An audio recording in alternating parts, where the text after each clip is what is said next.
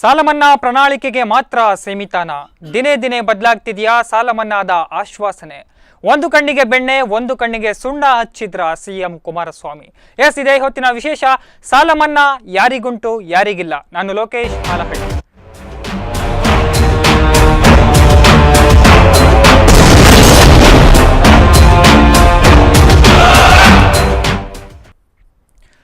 ನೆನೆ ಕುಮಾರಸ್ವಾಮಿ ಅವರು ಸಿಎಂ ಕುಮಾರಸ್ವಾಮಿ ಅವರು ಸಾಲ ಮನ್ನಾದ ವಿಚಾರವಾಗಿ ರಾಷ್ಟ್ರೀಕೃತ ಮತ್ತು ಸಹಕಾರಿ ಬ್ಯಾಂಕ್ಗಳ ಸಾಲ ಮನ್ನಾದ ವಿಚಾರವಾಗಿ ಸಾಲ ಮನ್ನಾವನ್ನ ಮಂಡಿಸಿದ್ದಾರೆ. ಈ ಸಾಲ ಮನ್ನಾದಿಂದಾಗಿ ಯಾರ್ಯಾರಿಗೆ ಲಾಭಗಳಾಗ್ತಾ ಇದೆ, ಯಾರಿಗೆ ನಷ್ಟಗಳಾಗ್ತಿದೆ, ಯಾರಿಗೆ ಸಾಲ ಮನ್ನಾ ಇಲ್ಲ, ಸಾಲ ಮನ್ನಾ ಯಾರಿಗೆ ಇದೆ ಅನ್ನೋದರ ಕುರಿತಾಗಿ ಇವತ್ತು ಚರ್ಚೆಯನ್ನ ಮಾಡ್ತಾ ಇದ್ದೇವೆ.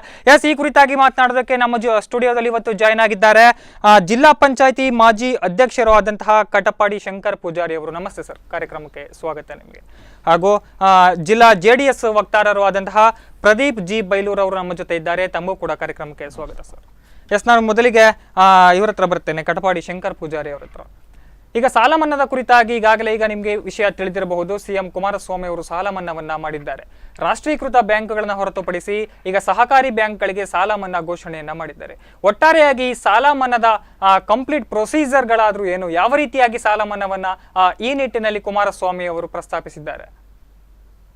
ಚುನಾವಣೆ ಘೋಷಣೆ ಆದಾಗ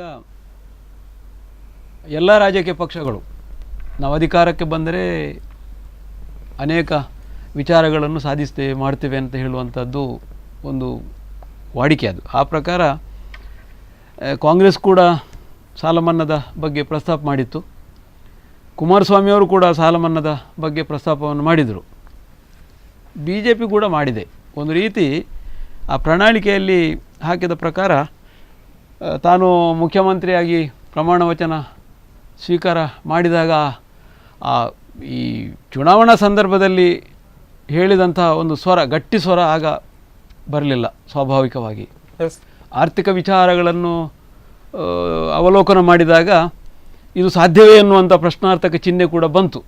ಒಂದು ರೀತಿಯಲ್ಲಿ ಸಾಲ ಮನ್ನಾದ ಬಗ್ಗೆ ಬೇರೆ ಬೇರೆ ಸಂದರ್ಭದಲ್ಲಿ ಬೇರೆ ಬೇರೆ ಹೇಳಿಕೆಗಳೂ ಬಂದದ್ದಿದೆ. ಮುಖ್ಯಮಂತ್ರಿ ಅವರಿಂದರೆ ಅದು ಆಗ್ತದೋ ಇಲ್ವೋ ಅಂತ ಸಂಶಯಾತ್ಮಕ ರೀತಿಯಲ್ಲಿ ಬಂದಾಗ ಪ್ರತಿಭಟನೆ ಕೂಡ ಆಯಿತು. ಆ ದಿಸೆಯಲ್ಲಿ ನಿನ್ನೆ ಒಂದು ಘೋಷಣೆಯನ್ನು ಮಾಡಿದ್ದಾರೆ.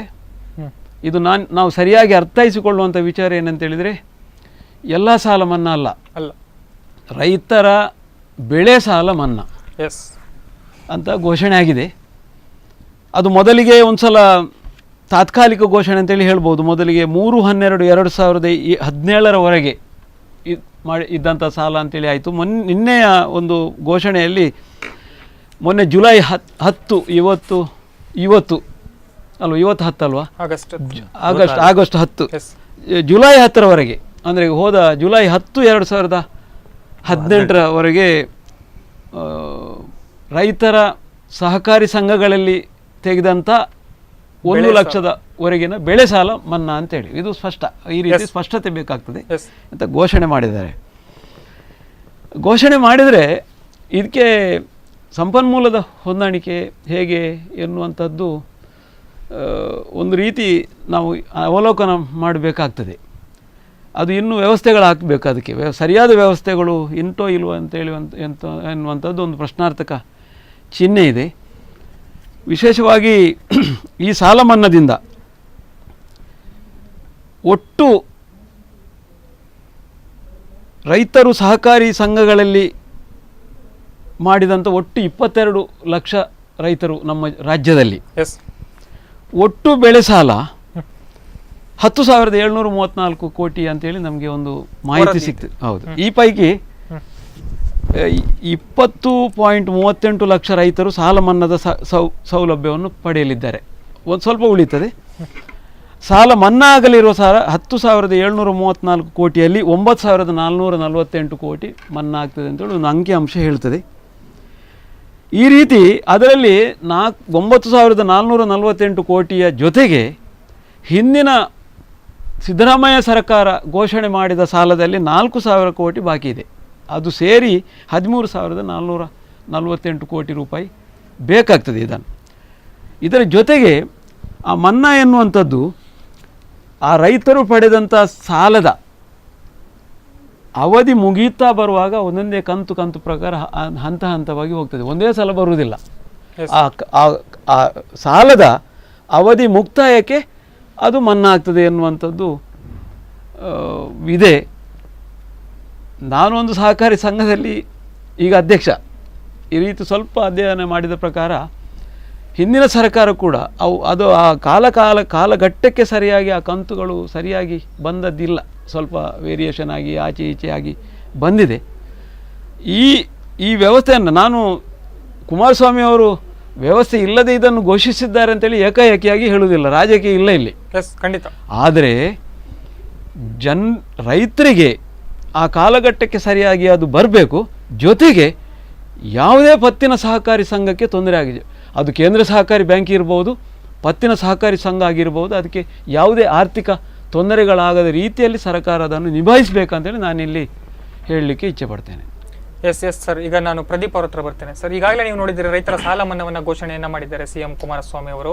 ಈಗಾಗಲೇ ನಾವು ತಿಳಿದಿರುವ ಹಾಗೆ ಸುಮಾರು 22 ಲಕ್ಷಕ್ಕೂ ಅಧಿಕ ಏನು ಸಹಕಾರಿ ಬ್ಯಾಂಕ್ಗಳಲ್ಲಿನ ರೈತರ ಬೆಳೆ ಸಾಲವನ್ನ ಮನ್ನಾ ಮಾಡಿದ್ದಾರೆ. ಹಾಗಾದ್ರೆ ಇನ್ನು ಕಂಪ್ಲೀಟ್ ಎಲ್ಲ ಸಾಲವನ್ನ ಈಗ ಮನ್ನಾ ಮಾಡುವ ಯೋಜನೆಯಲ್ಲಿದ್ದಾರಾ, ಅಥವಾ ಈಗ 1 ಲಕ್ಷವರೆಗಿನ ಮಾತ್ರ ಸಾಲ ಮನ್ನಾ ಅಂತ ಇದ್ದಾರೆ, ಇನ್ನು ಉಳಿದದ್ದು ಮನ್ನಾ ಆಗ್ತದ ಅಥವಾ ಇದು ಖಾಲಿ ಆಶ್ವಾಸನೆ ಮಾತ್ರವಾ, ಹೇಗೆ? ಮೊದಲನೇದಾಗಿ ಈ ರಾಷ್ಟ್ರದಲ್ಲಿ ಒಂದು ರಾಜ್ಯ ಸರ್ಕಾರ ಸುಮಾರು 48,000 ಕೋಟಿ ಸಾಲ ಮನ್ನಾದ ಒಂದು ಘೋಷಣೆ ಮಾಡಿರುವಂಥದ್ದು ಅದು ಒಂದು ದೊಡ್ಡ ಸಾಧನೆ ಹೌದು. ಯಾಕಂತ ಹೇಳಿದರೆ ಹೌದು, ಹಿರಿಯರು ಹೇಳಿದಾಗೆ ಎಲ್ಲ ರಾಜಕೀಯ ಪಕ್ಷಗಳು ಕೂಡ ತಮ್ಮ ಪ್ರಣಾಳಿಕೆಯಲ್ಲಿ ಅಥವಾ ಚುನಾವಣೆಯ ಮುಂಚೆ ಈ ರೀತಿಯಾದ ಎಲ್ಲರ ಪಕ್ಷದವರು ಹೇಳಿದ್ದಾರೆ. ಆದರೆ ಆ ಹೇಳಿದ ಮಾತನ್ನು ಸಂಪೂರ್ಣವಾಗಿ ನಾನು ನಡೆದೇ ಸಿದ್ಧ ಅಂತ ಹೇಳುವಂಥ ನಿಟ್ಟಿನಲ್ಲಿ ಕುಮಾರಸ್ವಾಮಿಯವರು ಆದರೆ ಈಗ ಎಲ್ಲ ಪಕ್ಷದವರು 24 ಗಂಟೆಯಲ್ಲಿ ಮಾಡಬೇಕಿದ್ದು ಅದೆಲ್ಲ ಇದು. ಬಟ್ ಏನಂದರೆ ಸಮ್ಮಿಶ್ರ ಸರ್ಕಾರ ಆದ ಕಾರಣ ನಮ್ಮ ಸಮ್ಮಿಶ್ರ ಪಕ್ಷದೊಂದಿಗೆ ಕೂಡ ಒಂದು ಒಂದು ಸರಿಯಾಗಿ ಒಂದು ಮಾತಾಡ್ಕೊಳ್ಬೇಕಾಗ್ತದೆ. ಹಾಗಾಗಿ ಅವರದ್ದು ಕೂಡ ಸಂಪೂರ್ಣ ಬೆಂಬಲ ಇದೆ, ಯಾವುದು ಇಲ್ಲ ಅಂತ ಏನಿಲ್ಲ. ಹಾಗಿರುವಾಗ ಆ ಒಂದು ಸ್ವಲ್ಪ ಮಾಡಲಿಕ್ಕೆ ಸ್ವಲ್ಪ ಡಿಲೇ ಆಯಿತು ಅನ್ನೋದು ಬಿಟ್ಟರೆ ಈಗಾಗಲೇ 48,000 ಕೋಟಿ ಘೋಷಣೆ ಆಗಿದೆ. ಅದೇ ನಿನ್ನೆ ಅದರಲ್ಲಿ ಸುಮಾರು 13,448 ಕೋಟಿ ನಿನ್ನೆ ರೈತರ ಬೆಳೆ ಸಾಲ ಮನ್ನಾದ ಒಂದು ಪ್ರಸ್ತಾಪ ಈಗ ಬಂದಿದೆ. ಆದರೆ ಸರ್ ಹೇಳಿದಾಗೆ ಈ ಎಲ್ಲ ಸರ್ಕಾರಗಳು, ಹಿಂದಿನ ಎಲ್ಲ ಸರ್ಕಾರಗಳು ಯಾವುದೇ ಆಗಿರಲಿ, ಆದರೆ ಸಹಕಾರಿ ಬ್ಯಾಂಕ್ಗಳಿಗೆ ತಲುಪುವಂಥ ರೀತಿ ಅದಕ್ಕೆ ಸನ್ಮಾನ್ಯ ಕುಮಾರಸ್ವಾಮಿ ಅವರು ಅದಕ್ಕೊಂದು ಹೊಸ ಯೋಜನೆಯನ್ನು ಇಟ್ಕೊಂಡಿದ್ದಾರೆ. ಯಾಕಂದರೆ ನೋಡಲ್ ಆಫೀಸರನ್ನಾಗಿ ಜಿಲ್ಲಾಧಿಕಾರಿಗಳನ್ನು ಇಟ್ಟು ಅವರ ಅಂಡರಲ್ಲಿ ಒಂದು ಟೀಮ್ ಮಾಡಿ ಎಲ್ಲ ಅಂದರೆ ಯಾರ್ಯಾರಿಗೆ ಅಂದರೆ ಮೊದಲನೇದಾಗಿ ಫಲಾನುಭವಿಗಳು, ಈಗ ರೈತರು ನಿಜವಾದ ಫಲಾನುಭವಿಗಳಾಗಬೇಕು. ಯಾವುದೇ ಒಂದು ಲೆಕ್ಕ ಈಗ ಹಲವಾರು ಇಂಥ ಒಂದು ಪ್ರಕರಣಗಳಲ್ಲಿ ಹಿಂದೆ ಕೂಡ ನಾವು ಹಲವಾರು ರೀತಿ ನೋಡಿದ್ದೇವೆ. ಯಾವ ರೀತಿಯಲ್ಲಿ ಅದರಲ್ಲಿ ಕೆಲವರು ಉಳ್ಳವರು ಯಾವ ರೀತಿಯಲ್ಲಿ ಅದರ ಲಾಭವನ್ನು ಪಡ್ಕೊಳ್ತಾರೆ ಅಂತ ಹೇಳೋದು. ಆದರೆ ಇಲ್ಲಿ ಆ ರೀತಿ ಅಲ್ಲ. ಯಾಕಂತ ಹೇಳಿದ್ರೆ ಅದಕ್ಕೋಸ್ಕರ ಒಂದು 4 ದಿನ ಡಿಲೇ ಆಗಿ ಹೆಚ್ಚು ಕಮ್ಮಿ ಆದರೂ ಕೂಡ ಆ ಯಾರು ಫಲಾನುಭವಿಗಳು ಅವರಿಗೆ ಸರಿಯಾಗಿ ಹೋಗಬೇಕು, ಅವರಿಗೆ ಋಣಮುತ್ರ ಪತ್ರವನ್ನು ಸಿಗಬೇಕು ಅನ್ನುವಂಥ ಆ ಉದ್ದೇಶದಿಂದ ಒಂದು ಟೀಮನ್ನು ಒಂದು ರೆಡಿ ಮಾಡಿ ಅದೇ ನೋಡಲ್ ಆಫೀಸರನ್ನಾಗಿ DC ಅವರನ್ನೇ ಮಾಡಿ ಅದರ ನಂತರದಲ್ಲಿ ಯಾರನ್ನು ಇದು ಎಲ್ಲ ಒಂದು ಸರಿಯಾದ ಒಂದು ಲೀಸ್ಟ್ ತಗೊಂಡು ಅದನ್ನು ಬ್ಯಾಂಕಿನ ಇವರೊಟ್ಟಿಗೆಲ್ಲ ಚರ್ಚೆ ಮಾಡಿ ಎಲ್ಲ ಹಣವನ್ನು ಕರೆಕ್ಟಾಗಿ ಹೋಗುವ ರೀತಿಯಲ್ಲಿ ಹಾಗಿರುವಾಗ ಅದಕ್ಕಾಗಿ ಅವರು ಒಂದು ವಿಶೇಷ ತಂಡವನ್ನು ಕೂಡ ಸೃಷ್ಟಿಸಿದ್ದಾರೆ. ಈ ನಿಟ್ಟಿನಲ್ಲಿ ಅಂದರೆ ಇದು ರಾಜಕೀಯ ಉದ್ದೇಶ ಅಥವಾ ಇನ್ನೊಂದಲ್ಲ. ಯಾಕಂತ ಹೇಳಿದರೆ ಅವರ ಒಂದು ರೈತರ ಬಗ್ಗೆ ಇರುವಂಥ ಕಾಳಜಿಯನ್ನು ತೋರಿಸ್ತದೆ ಅದು.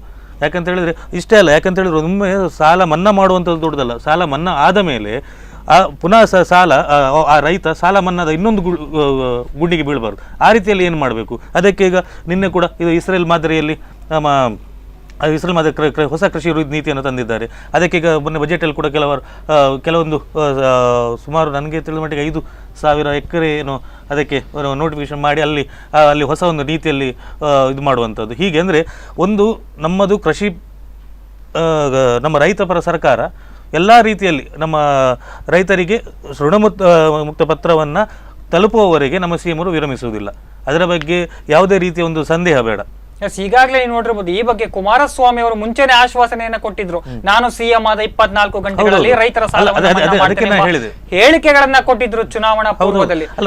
ಆದ್ರೆ ಒಂದು ಕಡೆ ನಿಮ್ಗೆ ಅನಿಸ್ತಲ್ವಾ, ಕುಮಾರಸ್ವಾಮಿ ಅವರು ಆ ರೀತಿಯಾಗಿ ಘೋಷಣೆಯನ್ನ ಮಾಡಿದಂತಹ CM ಕುಮಾರಸ್ವಾಮಿ ಅವರು ಇವತ್ತು ಅಧಿಕಾರಕ್ಕೆ ಬಂದ ನಂತರ ಇಷ್ಟು ದಿನಗಳ ಕಾಲ ಕಾಯಿಸಿ ರೈತರ ಸಾಲವನ್ನ, ಅದರಲ್ಲೂ ಕೂಡ ಸಹಕಾರಿ ಸಂಘದವರಿಗೆ ಮಾತ್ರ ಸಾಲ ಮನ್ನಾವನ್ನ ಮಾಡುವಂತಹ ನೋಡಿ ಇಲ್ಲ. ನಾನು ಅದೇ ನಿಮ್ಮ ಪ್ರಶ್ನೆಗೆ ಮೊದಲೇ ಉತ್ತರ ಕೊಟ್ಟೆ. ಯಾಕಂತ ಹೇಳಿದ್ರೆ ಸಮ್ಮಿಶ್ರ ಸರ್ಕಾರ ಆದ ಕಾರಣ ನಾವು ನಮ್ಮ ಸಮ್ಮಿಶ್ರ ಪಕ್ಷದೊಂದಿಗೆ ಅವರೊಟ್ಟಿಗೆ ಚರ್ಚೆಗಳನ್ನು ಮಾಡಿ ಅವರು ಕೂಡ ಸಂಪೂರ್ಣವಾಗಿ ಒಪ್ಪಿಕೊಂಡಿದ್ದಾರೆ. ಆದರೆ ಒಂದು ಯಾವ ನಿಟ್ಟಿನಲ್ಲಿ, ಯಾಕಂತ ಹೇಳಿದ್ರೆ ಕುಮಾರಸ್ವಾಮಿ ಒಬ್ಬರೇ, ಅಂದರೆ ನಾವು ಸ್ವಂತ ಬಲದಲ್ಲಿ ಒಂದು ವೇಳೆ ಬಂದಿದ್ದೇ ಆದಲ್ಲಿ ಉಂಟಲ್ಲ ಅವರದ್ದು, ಯಾಕಂತ ಹೇಳಿದ್ರೆ ಅವರದ್ದು ಬ್ಲೂ ಪ್ರಿಂಟ್ ಮೊದಲು ರೆಡಿ ಮಾಡಿ ಇಟ್ಕೊಂಡಿದ್ರು ಯಾವ ರೀತಿಯಲ್ಲಿ ಅಂತೇಳಿ.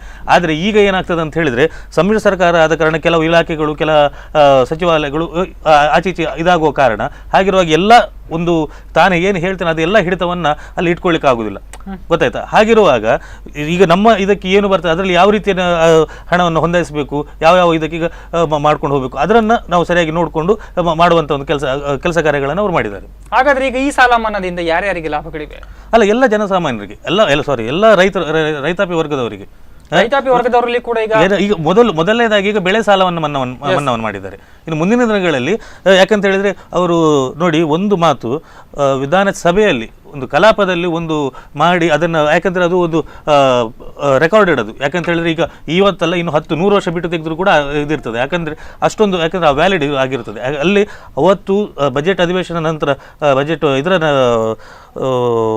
ಇದನ್ನು ತಗೊಳ್ಳುವಂಥ ಸಂದರ್ಭದಲ್ಲಿ ಅವರು ಸಂಪೂರ್ಣವಾಗಿ ಹೇಳಿದ್ದಾರೆ ಯಾವ ಬ್ಯಾಂಕಲ್ಲಿ ಎಷ್ಟೆಷ್ಟು ಸಾಲ ಉಂಟು, ಇದು ರಾಷ್ಟ್ರೀಕೃತ ಬ್ಯಾಂಕ್ಗಳಲ್ಲಿ ಎಷ್ಟುಂಟು, ಸಹಕಾರಿ ಬ್ಯಾಂಕ್ಗಳಲ್ಲಿ ಎಷ್ಟುಂಟು, ಯಾವ ರೀತಿಯಲ್ಲಿ ಅದನ್ನು ನಾವು ಇದು ಮಾಡಲಿಕ್ಕೆ ಉಂಟು, ಎಷ್ಟೆಷ್ಟು ಆ ಒಂದು ಅಧಿಕಾರಿಗಳು ಒಟ್ಟಿಗೆ ಚರ್ಚೆ ಮಾಡಿರುವಂಥದ್ದು ಎಲ್ಲವನ್ನು. ಯಾಕಂತ ಹೇಳಿದರೆ ಒಂದು ವಿಧಾನಸಭೆಯಲ್ಲಿ ಒಳಗೆ ಹೇಳುವಂಥದ್ದಂದರೆ ಅಷ್ಟು ವ್ಯಾಲಿಡ್ ಆಗಿರ್ತದೆ.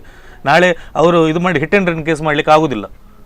ಹಾಗಿರುವಾಗ ಸಂಪೂರ್ಣವಾಗಿ ಸರ್ ಹೇಳಿದಾಗೆ, ಯಾಕಂತ ಹೇಳಿದರೆ ಒಂದು ಒಳಗೆ ಬಂದ ಮೇಲೆ ಯಾವ ರೀತಿಯಲ್ಲಿ ಒಂದು ಆರ್ಥಿಕ ಇವತ್ತಿನ ಪರಿಸ್ಥಿತಿ ಉಂಟು, ಅದಕ್ಕೆ ತಕ್ಕದಾಗಿ ಮುಂದಿನ 5 ವರ್ಷಗಳಲ್ಲಿ ನಮ್ಮ ಸರ್ಕಾರ 5 ವರ್ಷಗಳಲ್ಲಿ ಸಂಪೂರ್ಣವಾದ ಮನ್ನಾವನ್ನು ಹಂತ ಹಂತವಾಗಿ ಎಲ್ಲರಿಗೆ ಮಾಡುವಂಥದ್ರಲ್ಲಿ ಎರಡನೇ ಮಾತಿಲ್ಲ.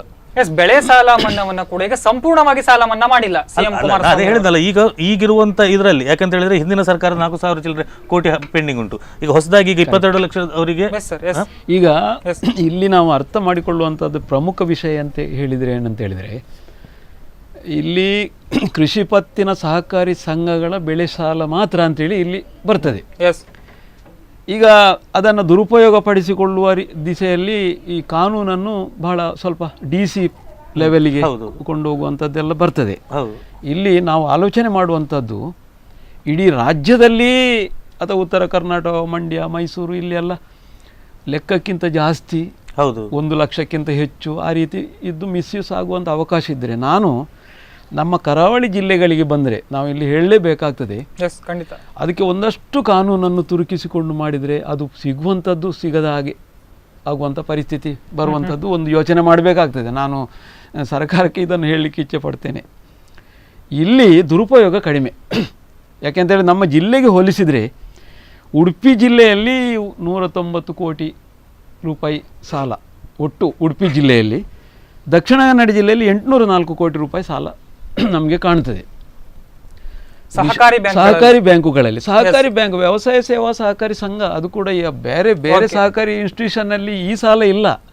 ಪತ್ತಿನ ಸಹಕಾರಿ ಸಂಘಗಳು, ರೈತರ ಪತ್ತಿನ ಸಹಕಾರಿ ಸಂಘಗಳಂತೇಳಿ ವ್ಯವಸಾಯ ಸೇವಾ ಸಹಕಾರಿ ಸಂಘ ಅಂತೇಳಿ ಉಂಟು. ಅಲ್ಲಿ ಕೃಷಿ ಪತ್ತಿನ ಸಹಕಾರಿ ಸಂಘ, ಅಲ್ಲಿ ಸಿಎ ಬ್ಯಾಂಕ್ ಮುಂಚೆ ಇತ್ತು, ಮತ್ತೆ ಪುನಃ ಸಂಘ ಆಗಿದೆ. ಅಲ್ಲಿಂದ ತೆಗೆದಂತಹ ಬೆಳೆ ಸಾಲ, ಅದಕ್ಕೆ ಪ್ರೊಸೀಜರ್ ಇದೆ.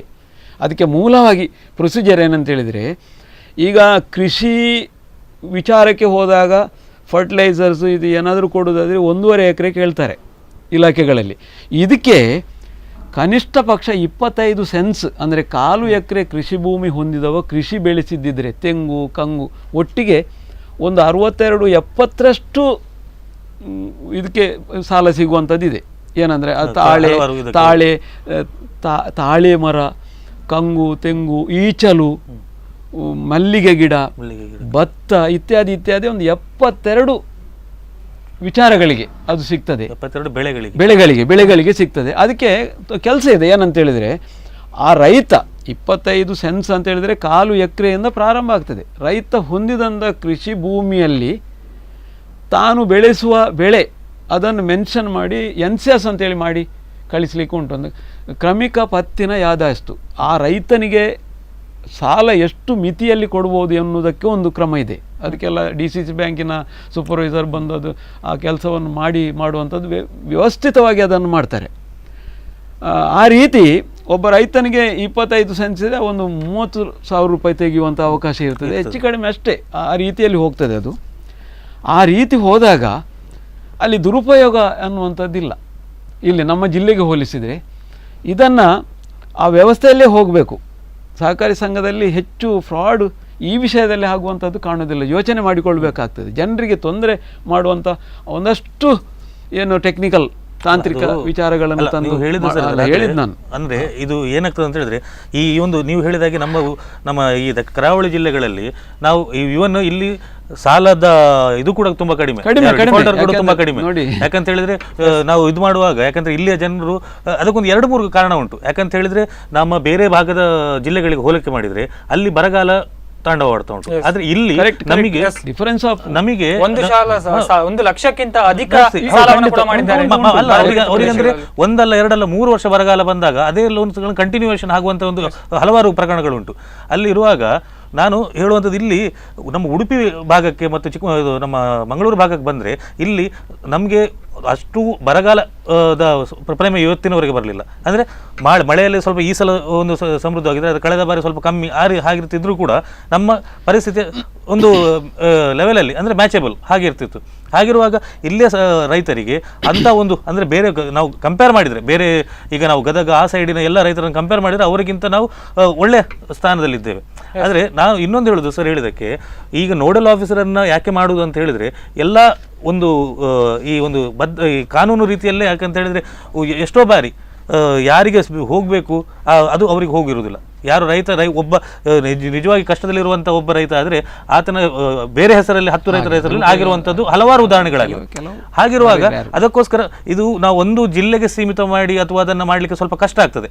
ಆದರೆ ಕೂಡ ಹಿರಿಯರು ಅವರು ಹೇಳಿದ ಮಾತನ್ನು ಆದರೆ ನಾವು ಒಂದು ನಮ್ಮ ಇದರ ವತಿಯಿಂದ ನಾವು ನಮ್ಮ ಮುಖ್ಯಮಂತ್ರಿಗೆ ನಾವು ತಿಳಿಸ್ಲಿಕ್ಕೆ ನಾವು ಪ್ರಯತ್ನ ಪಡ್ತೇವೆ. ಮುಂದಿನ ದಿನಗಳಲ್ಲಿ ಅದು ಯಾವ ರೀತಿಯಲ್ಲಿ ಮಾಡಬಹುದು ಅನ್ನೋದ್ರ ಬಗ್ಗೆ ನಾವು ವಿಶೇಷವಾಗಿ ನಮ್ಮ ಜಿಲ್ಲೆ ನಾವು ಕರಾವಳಿ ನಮ್ಮ ಜಿಲ್ಲೆಗೆ 1975ರ ನಂತರ ಈ ಭೂಮಸೂದೆ ಕಾನೂನು ಬಂದಾಗ ಎಲ್ಲ ಭೂಮಿ ಫ್ರಾಗ್ಮೆಂಟೇಶನ್, ತುಂಡು ಭೂಮಿ ಆಯ್ತು. 5 ಎಕರೆ ಭೂಮಸೂದೆ ಕಾಯ್ದೆ ಕುರಿತಾಗಿ ತಮ್ಮ ಹತ್ರ ಮಾತಾಡ್ತಾರೆ. ಒಂದು ವಿರಾಮ ತೆಗೆದುಕೊಳ್ತೇನೆ ಸರ್.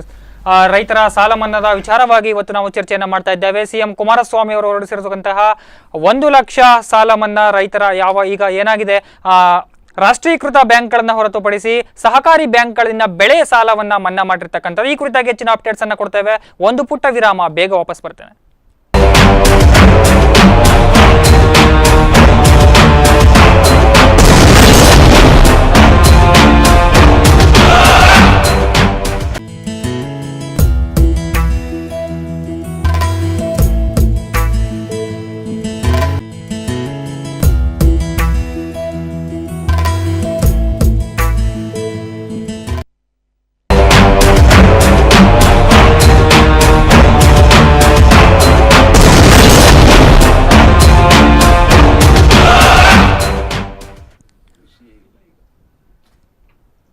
ವಿರಾಮದ ಬಳಿಕ ಸಾಲ ಮನ್ನಾ ಯಾರಿಗುಂಟು ಯಾರಿಗಿಲ್ಲ ವಿಶೇಷ ಕಾರ್ಯಕ್ರಮಕ್ಕೆ ಸ್ವಾಗತ. ಈಗಾಗಲೇ ನಾವು ಚರ್ಚೆಯನ್ನ ಮಾಡ್ತಾ ಇದ್ವಿ. ಸಿಎಂ ಕುಮಾರಸ್ವಾಮಿ ಅವರು ಸಾಲ ಮನ್ನಾ ಕುರಿತಾಗಿ ಪ್ರಸ್ತಾವನೆಯನ್ನ ಮಾಡಿದ್ದಾರೆ ಹಾಗೂ ಸಾಲ ಮನ್ನಾವನ್ನ ಘೋಷಣೆಯನ್ನ ಕೂಡ ಮಾಡಿದ್ದಾರೆ. ಆದರೆ ಯಾವ ರೈತರಿಗೆ ಈ ಸಾಲ ಮನ್ನಾದಿಂದ ಲಾಭಗಳಾಗ್ತಾ ಇದೆ ಹಾಗೂ ಯಾವ ರೈತಾಪಿ ವರ್ಗದವರಿಗೆ ಈ ಸಾಲ ಮನ್ನಾ ಇಲ್ಲ ಅನ್ನೋದ್ರ ಬಗ್ಗೆ ಕುರಿತು ನಾವೀಗ ಚರ್ಚೆಯನ್ನ ಮಾಡ್ತಾ ಇದೀವಿ. ಈಗ ನಾನು ಕಟಪಾಡಿ ಶಂಕರ್ ಪೂಜಾರಿ ಅವರ ಹತ್ರ ಬರ್ತೇನೆ. ಈಗ ನಾವು ಕಳೆದ ಇದರಲ್ಲಿ ಇಡೀ ರಾಜ್ಯಕ್ಕೆ ಹೋಲಿಸಿದಾಗ ಒಂದು ರೀತಿ ದೊಡ್ಡ ಪ್ರಮಾಣದಲ್ಲಿ ಬೆಳೆಯನ್ನು ತೆಗೆಯುತ್ತಾ ಇರುವಂಥ ಅನೇಕ ರೈತರಿಗೆ ಇದರಲ್ಲಿ ಲಾಭ ಆಗ್ಬೋದು. ನಾನು ನಮ್ಮ ದಕ್ಷಿಣ ಕನ್ನಡ ಜಿಲ್ಲೆ ಉಡುಪಿ ಜಿಲ್ಲೆಗೆ ಬಂದಾಗ ನಮಗೆ ಕಾಣ್ತದೆ, ವಿಶೇಷವಾಗಿ 1975ರ ಹೊತ್ತಿನಲ್ಲಿ ಅಲ್ಲಿ ಪ್ರಾರಂಭ ಆದಂಥ ಭೂಮಸೂದೆ ಕಾಯ್ದೆ. ಅದರ ಬಗ್ಗೆ ಒಂದು ಕರೆ ಇದೆ. ನಿಮ್ಮ ಹೆಸರು ಮತ್ತು ಎಲ್ಲಿಂದ ಕರೆ ಮಾಡ್ತಾ ಇದ್ದೀರಿ? ಮೈಸೂರ. ನಿಮ್ಮ ಹೆಸರು ಮತ್ತು ಎಲ್ಲಿಂದ ಕರೆ ಮಾಡ್ತಾ ಇದ್ದೀರಿ?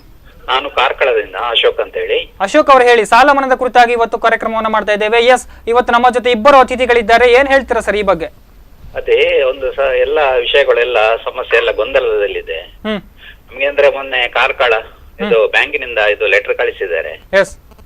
ಇದು ಸಾಲ ಮನ್ನಾ ಅಂದ್ರೆ ನಾವು ಕೃಷಿಗೆ ಅಂತ ತೆಗೆದಿದ್ದು, ಅದು ಬೆಳೆ ಸಾಲವಾ ಅಲ್ಲ ಕೃಷಿ ಸಾಲ ಮನ್ನಾವ ಅಂತ ಕನ್ಫ್ಯೂಷನ್ ಉಂಟು. ಅದು ಅದರ ಬಗ್ಗೆ ಸ್ವಲ್ಪ ಸರ್ ಖಂಡಿತ ತಮ್ಮ ಪ್ರಶ್ನೆಗೆ ಉತ್ತರ ಸಿಗ್ತಾರೆ ಸರ್. ಧನ್ಯವಾದಗಳು ಕರೆ ಮಾಡಿದ್ದಕ್ಕಾಗಿ. ಈಗಾಗಲೇ ಕಾರ್ಕಳದಿಂದ ಕರೆ ಮಾಡಿ ಹೇಳಿದ್ರು ನೋಡಿ, ಅವರಿಗೆ ಕನ್ಫ್ಯೂಷನ್ ಅಲ್ಲಿ ಇದ್ದಾರೆ. ಕನ್ಫ್ಯೂಷನ್ ಅಂದ್ರೆ ನಾವು ಒಂದ್ಸಲ ಹೇಳಿ ಆಯ್ತು, ನಾನು ಇನ್ನೊಂದ್ಸಲ ಹೇಳ್ತೇನೆ.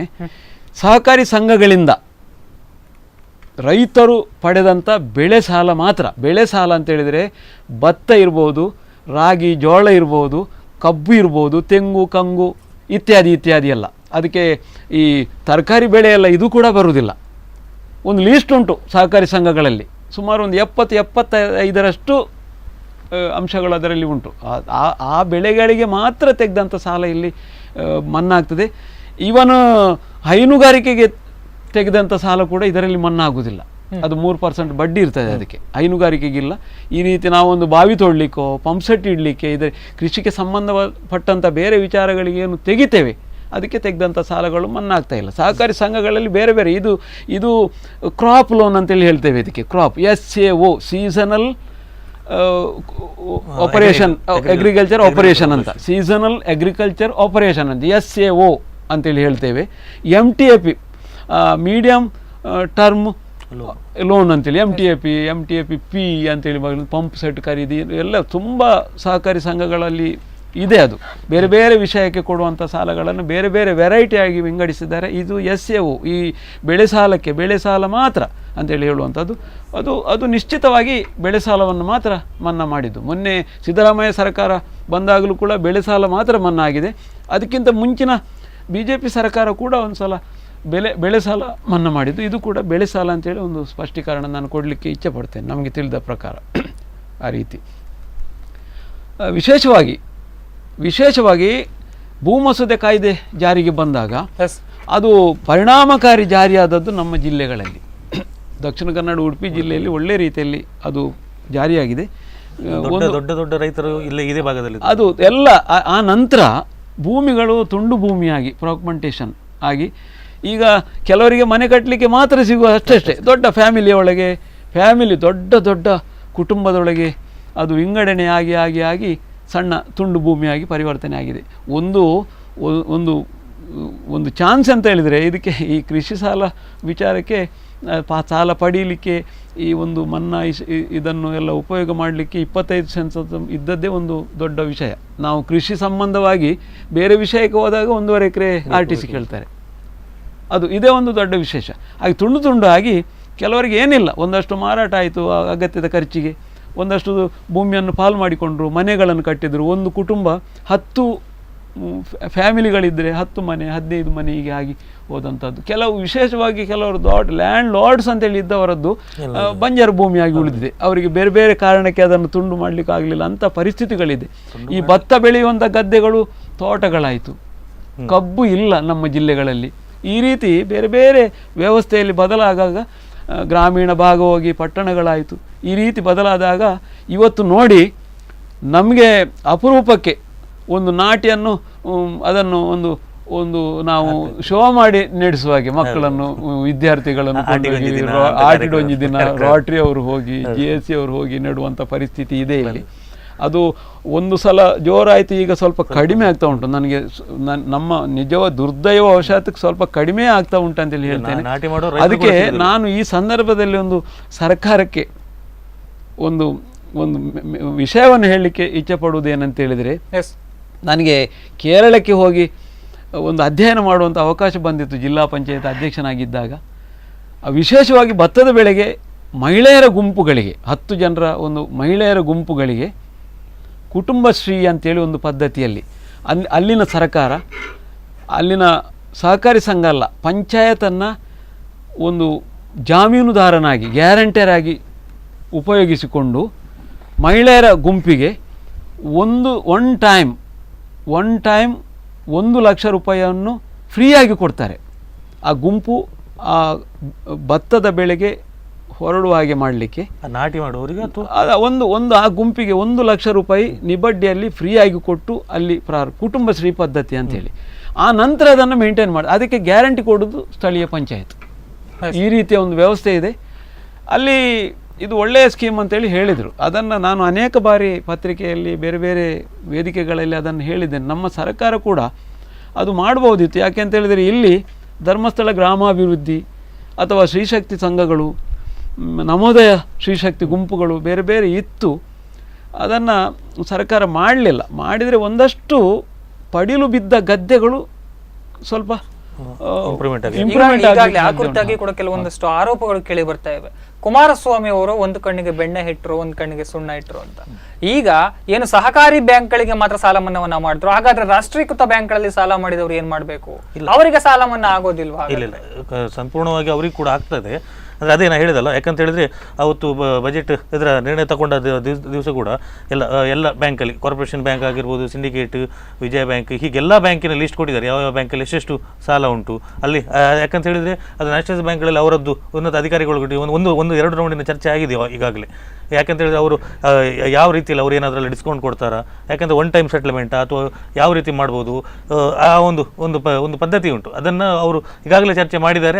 ಅದು ಪದ್ಧತಿ ಇದೆ, ಈಗಾಗಲೇ ಆಲ್ರೆಡಿ ಮಾತಾಡಿದ್ದಾರೆ ಅಂತ ಹೇಳಿದ್ರೆ ಅದು ಕೇವಲ ಆಶ್ವಾಸನೆಯಾಗಿ ಉಳಿಯುತ್ತಾ ಅಂತ? ಇಲ್ಲ, ಯಾಕಂತ ಹೇಳಿದ್ರೆ ನೋಡಿ, ಈಗ ಬಜೆಟ್ ಇದಾಗಿ ಕಳೆದ ತಿಂಗಳು ಬಜೆಟ್ 6ನೇ ತಾರೀಕು ಬಜೆಟ್ ಮಂಡನೆ ಆದದ್ದು, 12ನೇ ತಾರೀಕು ಅದರ ಮೇಲೆ ಚರ್ಚೆಯಾಗಿ ಇದು ತಗೊಂಡದ್ದು. ಈಗ ಈ ತಿಂಗಳು, ಈಗ ಇವತ್ತು 10ನೇ ತಾರೀಕು, ಒಂದು ತಿಂಗಳು. ಯಾಕಂದ್ರೆ ಅವತ್ತೇ ಹೆಚ್ಚು ಕಮ್ಮಿ ಎಲ್ಲ ಇದು ಪ್ರೊಸೀಜರ್ ಆಗಲಿಕ್ಕೆ 3 ರಿಂದ 4 ತಿಂಗಳು. ಈ ನಮ್ಮ ಸರ್ಕಾರ ಅಂತಲ್ಲ, ಹಿಂದಿನ ಎಲ್ಲ ಸರ್ಕಾರಗಳಲ್ಲಿ ಈ ರೀತಿ ಬಂದಂಥ ಯಾವುದೇ ಒಂದು ಯೋಜನೆಗಳು, ಯಾಕಂತ ಹೇಳಿದ್ರೆ ಅದನ್ನು ಫಲ ಕೊಡಲಿಕ್ಕೆ ಆರಂಭವಾಗುವುದೇ 1-2-3 ತಿಂಗಳು, ಅದಕ್ಕೆ ಮಿನಿಮಮ್ ಟೈಮ್ ಬೇಕಾಗ್ತದೆ. ಈಗ ನಿನ್ನೆ ಒಂದು ಘೋಷಣೆ ಆಗಿದೆ. ಇನ್ನೊಂದು ಕುಮಾರಸ್ವಾಮಿ ಅವರು ಇವತ್ತು ಕೂಡ ಮಾನ್ಯ ಮುಖ್ಯಮಂತ್ರಿಗಳು ಹೇಳಿದ್ದಾರೆ, ಒಂದು ಯಾವುದು ಸ್ವಾತಂತ್ರ್ಯ ದಿನಾಚರಣೆಗೆ ಮತ್ತು ಗಣೇಶ ಚೌತಿಗೆ ಒಳ್ಳೆ ಒಂದು ಇದನ್ನು ಕೊಡ್ತೇನೆ ಅಂತ, ಕೊಡುಗೆಯನ್ನು ಕೊಡ್ತೇನೆ ಅಂತ ಹೇಳುವಂಥದ್ದು. ಅಂದರೆ ಒಂದೊಂದೇ ರೀತಿಯಲ್ಲಿ. ಯಾಕೆಂದರೆ ಒಂದು ಘೋಷಣೆ ಆದ ಮೇಲೆ ಉಂಟಲ್ಲ, ಅದು ಆ ಘೋಷಣೆ ಆಗಿರಬಾರ್ದು, ಅದರ ಎಲ್ಲ ಒಂದು ಸರಿಯಾದ ರೀತಿಯಲ್ಲಿ ಹೋಗ್ಬೇಕು. ಆ ನಿಟ್ಟಿನಲ್ಲಿ ಮುಂದೆ ನಾವು ಆ ಕಾರ್ಯಕ್ರಮವನ್ನು ಮುಂದೆ ಇಟ್ಕೊಂಡಿದ್ದೇವೆ. ಇದೆ. ಈಗ ನಾವು ಮಾತಾಡ್ತಾ ಬರುವಾಗ ಇಷ್ಟು ಸಾಲ ಎಲ್ಲ ಘೋಷಣೆ, ಯಾವುದೇ ಸರ್ಕಾರ ಇರ್ಬೋದು, ಘೋಷಣೆ ಆದಾಗ ಆ ಒಂದು ಕೊರತೆಯನ್ನು ನೀಗಿಸುವಂಥ ಒಂದು ಜವಾಬ್ದಾರಿ ಸರ್ಕಾರದ ಮೇಲೆ ಬೇಕು ಅಂತೇಳಿ ಹೇಳುವಂಥದ್ದು ಒಂದು ಪ್ರಮುಖ ಅಂಶ. ಈಗ 47,134 ಕೋಟಿ ಘೋಷಣೆ ಅಂತೇಳಿ ನಾವು ಎಣಿಸ್ಬೋದು ಒಟ್ಟು ವ್ಯವಸ್ಥೆಯ ಪ್ರಕಾರ. ಸಿದ್ದರಾಮಯ್ಯ ಸರ್ಕಾರ ಆ ಸಂದರ್ಭದಲ್ಲಿ ಈಗ ಸಾಲ ಮನ್ನಾ ಘೋಷಣೆ ಬೇಕು, ಜನರಿಗೆ ಒಂದು ಮುಕ್ತಿ ಸಿಗಬೇಕು, ಈ ರೀತಿ ಇವತ್ತು ಪರಿಸ್ಥಿತಿಯಲ್ಲಿ ಬೆಳೆ ನಷ್ಟ ಇದೆಲ್ಲ ಆದದಕ್ಕೆ ಮುಕ್ತಿ ಸಿಗಬೇಕು, ಅದಕ್ಕೆ ಎರಡು ಮಾತಿಲ್ಲ. ಆದರೆ ಈ ಸಂದರ್ಭದಲ್ಲಿ ಈಗ ಸಿದ್ದರಾಮಯ್ಯನವರ ಸರ್ಕಾರ ಘೋಷಣೆ ಮಾಡಿದಾಗ ಅವರ ಬಜೆಟಿನ ಅವಧಿಯಲ್ಲಿ 39,328 ಕೋಟಿ ರೂಪಾಯಿ ಸಾಲ ಎತ್ತುವಳಿ ಆ ಸಂದರ್ಭದಲ್ಲಿ. ಈಗ ನಮ್ಮ ಕುಮಾರಸ್ವಾಮಿಯವರ ಬಜೆಟ್ನಲ್ಲಿ 47,134 ಕೋಟಿ ರೂಪಾಯಿ ಅದು ಹೆಚ್ಚಾಯಿತು, ಆ ಸಾಲ ಇನ್ಕ್ರೀಸ್ ಆಯಿತು. ಪ್ರಮುಖವಾಗಿ ಆ ಬ್ಯಾಲೆನ್ಸ್ ಮಾಡಲಿಕ್ಕೆ ಸಂಪನ್ಮೂಲ ಕ್ರೋಢೀಕರಣದ ವ್ಯವಸ್ಥೆಯನ್ನು ಅಲ್ಲಿ ತೋರಿಸಲಿಲ್ಲ. ಒಟ್ಟು ಕೊರತೆ ಬರುವಂಥದ್ದಿದೆ. ಬಹಳ ಗಂಭೀರವಾಗಿ ಯೋಚನೆ ಮಾಡುವಂಥದ್ದು ಸರ್ಕಾರದ ಬೊಕ್ಕಸ ಏನು ಎಂಥದ್ದು ಎನ್ನುವಂಥದ್ದು ಇಲ್ಲಿ ಬರ್ತದೆ ಅಲ್ಲ. ನಾವು ಇದು ಬೇಕು ಮಾಡುವಾಗ ಸಂಪನ್ಮೂಲ ಕ್ರೋಢೀಕರಣಕ್ಕೆ ವ್ಯವಸ್ಥೆಯನ್ನು. ಹಾಗಾದ್ರೆ ಸರ್ಕಾರದ ಬೊಕ್ಕಸದಲ್ಲಿ ಹಣ ಇರಲಿಲ್ವಾ ಸರ್? ಕುಮಾರಸ್ವಾಮಿ ಅವರು ಹೇಳ್ತಾರೆ, ನಾನೇನ್ ಗಿಡ ನೆಟ್ಟಿಲ್ಲ ಸ್ವಾಮಿ, ಹಣ ಹಾಗೆ ಹೇಳಿದ್ರು, ಸಾಲ ಮನ್ನಾ ಮಾಡ್ಲಿಕ್ಕೆ ಹೇಳ್ತಾರೆ ಅವರು, ಒಂದು ಕಡೆ ಹೇಳಿದ್ದಾರೆ. ಇದರ ಅರ್ಥ ಏನಂತ ಹೇಳಿದ್ರೆ ಸ್ವಾಮಿ, ಇದರ ಅರ್ಥ ಈಗ ನಾನು ಮಾತಾಡ್ತಾ ಹೋದರೆ ಸ್ವಲ್ಪ ರಾಜಕೀಯ ಏನೋ ಬರ್ತದೆ, ಅನಿವಾರ್ಯವಾಗಿ ಬರ್ತದೆ. ಸಾಲ ಮನ್ನಾ ಬೇಕೇ ಬೇಕು. ಪರಿಸ್ಥಿತಿ ಹಾಗೆ ಇದೆ, ರೈತರ ಪರಿಸ್ಥಿತಿ ಹಾಗೆ ಇದೆ. ಇಡೀ ರಾಜ್ಯವನ್ನು ತೋರಿಸಿಕೊಂಡ್ರೆ ಎಷ್ಟೋ ಜನ ನಿತ್ಯ ಎಂಬಂತೆ ಸೂಸೈಡ್ ಮಾಡಿಕೊಳ್ಳುವಂತ ಪರಿಸ್ಥಿತಿ. ಆದರೆ ಈಗ ಮಾಡುವಾಗ ಸರ್ಕಾರದ ಜವಾಬ್ದಾರಿಯನ್ನು ನಾನು ಹೇಳಲಿಕ್ಕೆ ಇಚ್ಛೆಪಟ್ಟು ನಾನು ಉಲ್ಲೇಖ ಮಾಡುವಂಥದ್ದು. ಇದರ ಅರ್ಥ ಏನಂತ ಹೇಳಿದರೆ, ಶಿಕ್ಷಣ, ಆರೋಗ್ಯ, ನೀರಾವರಿ ಅಂತ ಪ್ರಮುಖ ವಿಚಾರಗಳನ್ನು ಆ ಖಾತೆಗಳಿಗೆ ಘೋಷಿಸಿದ ಅನುದಾನದಲ್ಲಿ ಕನಿಷ್ಠ 15% 20% ಕಡಿತ ಮಾಡಿಕೊಂಡು ಬರುವಂಥ ಪರಿಸ್ಥಿತಿ, ಬ್ಯಾಲೆನ್ಸ್ ಮಾಡುವಂಥದ್ದು ಸ್ಥಿತಿಯಲ್ಲಿ ಒಂದು ಕಡೆಯಲ್ಲಿ ಕೊಡುವುದು, ಒಂದು ಕಡೆಯಲ್ಲಿ ತೆಗೊಳ್ಳುವುದು, ಈ ರೀತಿ ಮಾಡುವಂಥದ್ದು ಇದೆ.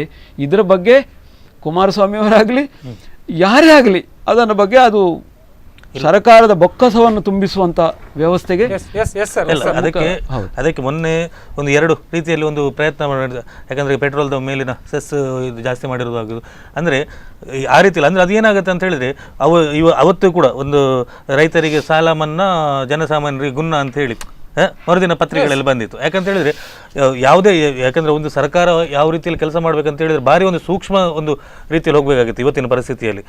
ಈಗ ಮನ್ನಾ ಮಾಡುವಂಥದ್ದು, ಈಗ ಒಂದು ಮನ್ನಾ ಮಾಡಿದ ಕೂಡಲೇ ಈಗ ನಮಗೆ ಉಚಿತ ಬಸ್ ಪಾಸ್ ಕೊಡಿ ಅಂತೇಳಿ ಆಯಿತು. ಹಾಗೆ ಅಂದರೆ ಪ್ರತಿಯೊಂದು ಎಲ್ಲ ಕಡೆಗಳಲ್ಲಿ ಅದೇ ರೀತಿಯಲ್ಲಿ, ಯಾಕಂದ್ರೆ ರೈತರಿಗೆ ನಾವು ಸಪೋರ್ಟ್ ಕೊಡಲೇಬೇಕಾಗ್ತದೆ. ಯಾಕಂತ ಹೇಳಿದ್ರೆ ರೈತರ ಮುಖ್ಯಮಂತ್ರಿ ಆದರೆ ಇದನ್ನ ಪ್ರಣಾಳಿಕೆಯಲ್ಲಿ ಎಲ್ಲ ನಾನು ಹೇಳಿದಲ್ಲ, ಅದಕ್ಕೆ ಏನು ಸೂಚಕ ಎಲ್ಲವನ್ನು ನಾನು ಹೇಳ್ಕೊಂಡು ಬಂದಿದ್ದೀನಿ ಈಗ. ಆದರೆ ಈಗ ಪುನಃ ಅದನ್ನೇ ಹೇಳುವಂಥದ್ದು, ಎಲ್ಲರಿಗೆ ಯಾರಿಗೆ ಕೂಡ ಈಗ ಸರ್ ಹೇಳಿದಾಗೆ ನಾವು ಸಂಪನ್ಮೂಲ ಕ್ರೋಢೀಕರಣಕ್ಕೆ ಯಾವ ರೀತಿಯಲ್ಲಿ ಇದು ಮಾಡಬೇಕು. ಒಂದು 2 ಕಡೆ ನಾವು ಟ್ಯಾಕ್ಸ್ ಮೊನ್ನೆ ಜಾಸ್ತಿ ಮಾಡಿದೆ, ಅದಕ್ಕೆ ಕೂಡ ಕೆಲವೊಂದು ಮಾತುಗಳು ಬಂತು. ಆದರೆ ಏನು ಮಾಡಲಿಕ್ಕೆ ಆಗೋದಿಲ್ಲ. ಯಾಕಂತ ಹೇಳಿದರೆ ಒಂದು ಎಲ್ಲ ಜನಸಾಮಾನ್ಯರಿಗೆ, ಎಲ್ಲ ರೈತಾಪಿ ವರ್ಗದವರಿಗೆ ಒಂದು ಸಲ ನಾವು ರಿಲೀಫ್ ಕೊಡಬೇಕಾಗ್ತದೆ. ಮತ್ತು ಇನ್ನೊಂದು ಸರ್ ಹೇಳಿದಾಗ, ಈಗ ಮುಂದಿನ ದಿನಗಳಲ್ಲಿ ಇದೇ ರೈತರುಗಳು ಇನ್ನು ಪುನಃ ಒಂದು ಈ ರೀತಿಯ ಒಂದು ಸಂಕಷ್ಟಕ್ಕೆ ಬೀಳದೇ ಇರಲಿಕ್ಕೆ ಅದೇ ಇಸ್ರೇಲ್ ರೀತಿಯ ಒಂದು ಹೊಸ ಕೃಷಿ ರೀತಿಯನ್ನು ತಂದು ಅದನ್ನು ನಾವು ಅಂದರೆ ಈಗ ಇಂಪ್ಲಿಮೆಂಟ್, ಈಗ ಪ್ರಾಕ್ಟಿಕಲ್ ಟೈಪಲ್ಲಿ ಒಂದು 3-4 ಕಡೆ ಆಗಿದೆ. ಇನ್ನು ಮುಂದಿನ ದಿನಗಳಲ್ಲಿ ಅದು ಎಲ್ಲ ಕಡೆ ಬಂದರೆ ಅದಕ್ಕೊಂದು ನಮ್ಮ ರೈತರು ಕೂಡ ಅದಕ್ಕೆ ಸಹಕಾರ ಮಾಡಬೇಕಾಗ್ತದೆ. ಯಾಕಂತ ಹೇಳಿದರೆ ಈಗ ಹೇಗೆ ಆಗಿದೆ ಅಂದರೆ, ಹೆಚ್ಚಿನ ಕಡೆಗಳಲ್ಲಿ ರೈತ ಎಲ್ಲರೂ ಒಂದು ಬೆಳೆಯಲ್ಲಿ, ಈಗ ನೋಡಿ ಅವನು ಟೊಮೆಟೊ ಹಾಕ್ತಾನೆ ಅಂದರೆ ಇನ್ನೊಂದು ಕಡೆ ಅವನು ಕೂಡ ಟೊಮೆಟೊ ಹಾಕೋದು. ಯಾಕಂದರೆ ಅವಾಗ ಏನಾಗ್ತದೆ, ಒಟ್ಟಾರೆ ಒಂದೇ ಸಲ ಎಲ್ಲ ಸ್ಟಾಕ್ ಇದಾಗಿ ಆ ರೇಟ್ ಬೀಳುವಂಥದ್ದು ಅಂಥದ್ದೆಲ್ಲ ಆಗ್ತದೆ. ಆದರೆ ಅದಕ್ಕೊಂದು ಎಲ್ಲ ಒಂದು ಪಂಚಾಯತಿ ಏರಿಯಾದಲ್ಲಿ ಅಥವಾ ಎಲ್ಲ ಒಂದು ಇದರಲ್ಲಿ ಅದಕ್ಕೊಂದು ಹೊಸ ರೀತಿಯನ್ನು ತರುವಾಗ ಅದಕ್ಕೆ ರೈತ ಕೂಡ ಒಂದು ಸಪೋರ್ಟ್ ಮಾಡಿಕೊಂಡು, ಒಬ್ಬ ಅದನ್ನು ನೆಟ್ಟರೆ ಇನ್ನೊಂದು ಬೇರೆದು ಅಂತ ಹೇಳಿ ಇದನ್ನು ಒಂದು ಬ್ಯಾಲೆನ್ಸ್ಡ್ ರೀತಿಯಲ್ಲಿ ಹೋಗ್ಲಿಕ್ಕೆ ಅದು ಆ ರೀತಿಯಲ್ಲಿ ಒಂದು ಹೊಸ ಒಂದು ಯೋಜನೆಯನ್ನು ಕೂಡ ಕುಮಾರಸ್ವಾಮಿ ಅವರು ಈಗಾಗಲೇ ಇಟ್ಕೊಂಡಿದ್ದಾರೆ. ಮತ್ತು ಎಲ್ಲ ಜಿಲ್ಲಾ ತಾಲೂಕು APMCಗಳಲ್ಲಿ ಎಲ್ಲ ಇದರಲ್ಲಿ ಕೂಡ ಒಂದು ಸ್ಟೋರೇಜ್ ಸಂಸ್ಕರಣಾ ಘಟಕವನ್ನು ಮಾಡಿದರೆ ಆವಾಗ ಒಂದು ಬೆಳೆದ ಏನು ಬೆಳೆಗಳುಂಟು ಅದನ್ನಲ್ಲಿ ಸಂಸ್ಕರಣೆ ಮಾಡಿ ಅದರ ಒಂದು ನಿಗದಿತ ಒಂದು ಒಳ್ಳೆಯ ಬೆಲೆ ರೀತಿಯಲ್ಲಿ ನಾವು ಇದು ಮಾಡ್ಕೊಂಡು ಹೋಗಬೇಕಾಗ್ತದೆ. ಅದು ಇಲ್ಲ ಅಂತ ಹೇಳಿದರೆ ಅದು ಈಗ ನಾವು ಉತ್ತರದಲ್ಲಿ ಇಲ್ಲಿ ಮಲೆನಾಡು ರೀತಿಯಲ್ಲಿ ಅಲ್ಲೆಲ್ಲ ನೋಡ್ತೇವೆ, ಇದು ಟೊಮೆಟೊಗಳನ್ನು ರೋಡಿಗೆ ಚೆಲ್ಲುವುದಾಗಲಿ ಅಂತ ಆ ರೀತಿಯಲ್ಲಿ ಒಂದು ಮುಂದಿನ ದಿನಗಳಲ್ಲಿ ಆ ರೀತಿಯ ಒಂದು ಸಂಕಷ್ಟ ಬರದೇ ಇರಲಿಕ್ಕೆ ಒಂದು ಹಲವಾರು ಕಾರ್ಯಕ್ರಮಗಳನ್ನು ಕುಮಾರಸ್ವಾಮಿ ಇಟ್ಕೊಂಡಿದ್ದಾರೆ. ಎಸ್, ಶಂಕರ ಪೂಜಾರಿ ಅವರು ಆಗ ಹೇಳಿದ್ರು, ಇಂತಹ ಒಂದು ಸನ್ನಿವೇಶಗಳು ಬಂದಾಗ ಬ್ಯಾಲೆನ್ಸ್ ಮಾಡ್ಕೊಂಡು ಹೋಗೋದು ಇಂಪಾರ್ಟೆಂಟ್ ಆಗ್ತದೆ. ಸರ್ಕಾರದ ಬೊಕ್ಕಸವನ್ನ ಯಾವ ರೀತಿಯಾಗಿ ಬ್ಯಾಲೆನ್ಸ್ ಮಾಡ್ಬೇಕಂತ. ಹಾಗಾದ್ರೆ ಇಂದಿನ ಸರ್ಕಾರ ಆಗಿರ್ಬೋದು, ಈಗ ಆಡಳಿತದಲ್ಲಿರುವಂತಹ ಸರ್ಕಾರ ಆಗಿರ್ಬೋದು, ಅಂತಹ ಕೆಲಸಗಳನ್ನ ಮಾಡುವಲ್ಲಿ ವಿಫಲರಾಗ್ತಾ ಇದ್ದಾರಾ? ವಿಫಲ ಅಂತೇಳಿ ಹೇಳಲಿಕ್ಕೆ ಆಗೋದಿಲ್ಲ. ಸಂದರ್ಭ ಬಂದಾಗ ಇಂಥ ಘೋಷಣೆಗಳು ಬೇಕಾಗ್ತದೆ ಜನರಿಗೆ ಹೇಳುವಂಥದ್ದು. ಆದರೆ ಬಹಳ ಜವಾಬ್ದಾರಿತನದಲ್ಲಿ ಅದನ್ನು ಮಾಡಬೇಕಂತೇಳಿ ನಾನು ಹೇಳುವಂಥದ್ದು. ವಿಫಲತೆ ಅಂತೇಳಿ ನಾನು ಒಂದೇ ಸಲ ಹೇಳುವಂಥದ್ದೇನು ಆಗೋದಿಲ್ಲ. ಸಾಧ್ಯ ಇದೆ, ಸರ್ಕಾರದ ಮಟ್ಟದಲ್ಲಿ ಸಾಧ್ಯ ಇದೆ, ಅದನ್ನು ಸಂಪನ್ಮೂಲ ಕ್ರೋಢೀಕರಣ ಮಾಡುವಂಥದ್ದು ಸಾಧ್ಯ ಇದೆ. ಅದಕ್ಕೆ ಹೆಚ್ಚಿನ ಆದ್ಯತೆ ಕೊಡಬೇಕಂತೇಳಿ ಹೇಳುವಂಥದ್ದು ನಾನು ಹೇಳಲಿಕ್ಕೆ ಇಚ್ಛೆಪಡ್ತೇನೆ. ವಿಶೇಷವಾಗಿ ರೈತರ ಸಮಸ್ಯೆಗಳ ಬಗ್ಗೆ ನಾವು ಒಂದಷ್ಟು ವಿಶೇಷ ನೋಡಿ, ನಾನು ಮತ್ತೆ ನಾನು ಜಿಲ್ಲೆಗೆ ಬರ್ತೇನೆ, ಮತ್ತೆ ಜಿಲ್ಲೆಗೆ ಬರ್ತೇನೆ. ನಮ್ಮ ರೈತರ ಈಗ ಕೆಲವೆಲ್ಲ APMC ಇರ್ಬೋದು, APMC ನಾನು ದೂರದಲ್ಲ, ಮಾತಾಡ್ತಾ ಹೋಗುವಾಗ ಅದನ್ನು ಸಣ್ಣದು ಮಾಡಿದ ಹಾಗೆ ಆಗ್ತದೆ. ಮಂಡ್ಯ ಮೈಸೂರು ಕಡೆಗೆ ಹೋದಾಗ ರೈತರ ಹುಟ್ಟುವಳಿಗೆ ವ್ಯವಸ್ಥೆಯನ್ನು ನೋಡಿದರೆ, ನಾನು ಹೋಗಿದ್ದೇನೆ, ನಾನು ಕೋಆಪರೇಟಿವ್ ಟ್ರೈನಿಂಗ್ನಲ್ಲಿರುವಾಗ ಒಂದು ಪ್ರವಾಸ ಹೋಗುವಂಥ ಅವಕಾಶ ಸಿಕ್ಕಿತ್ತು.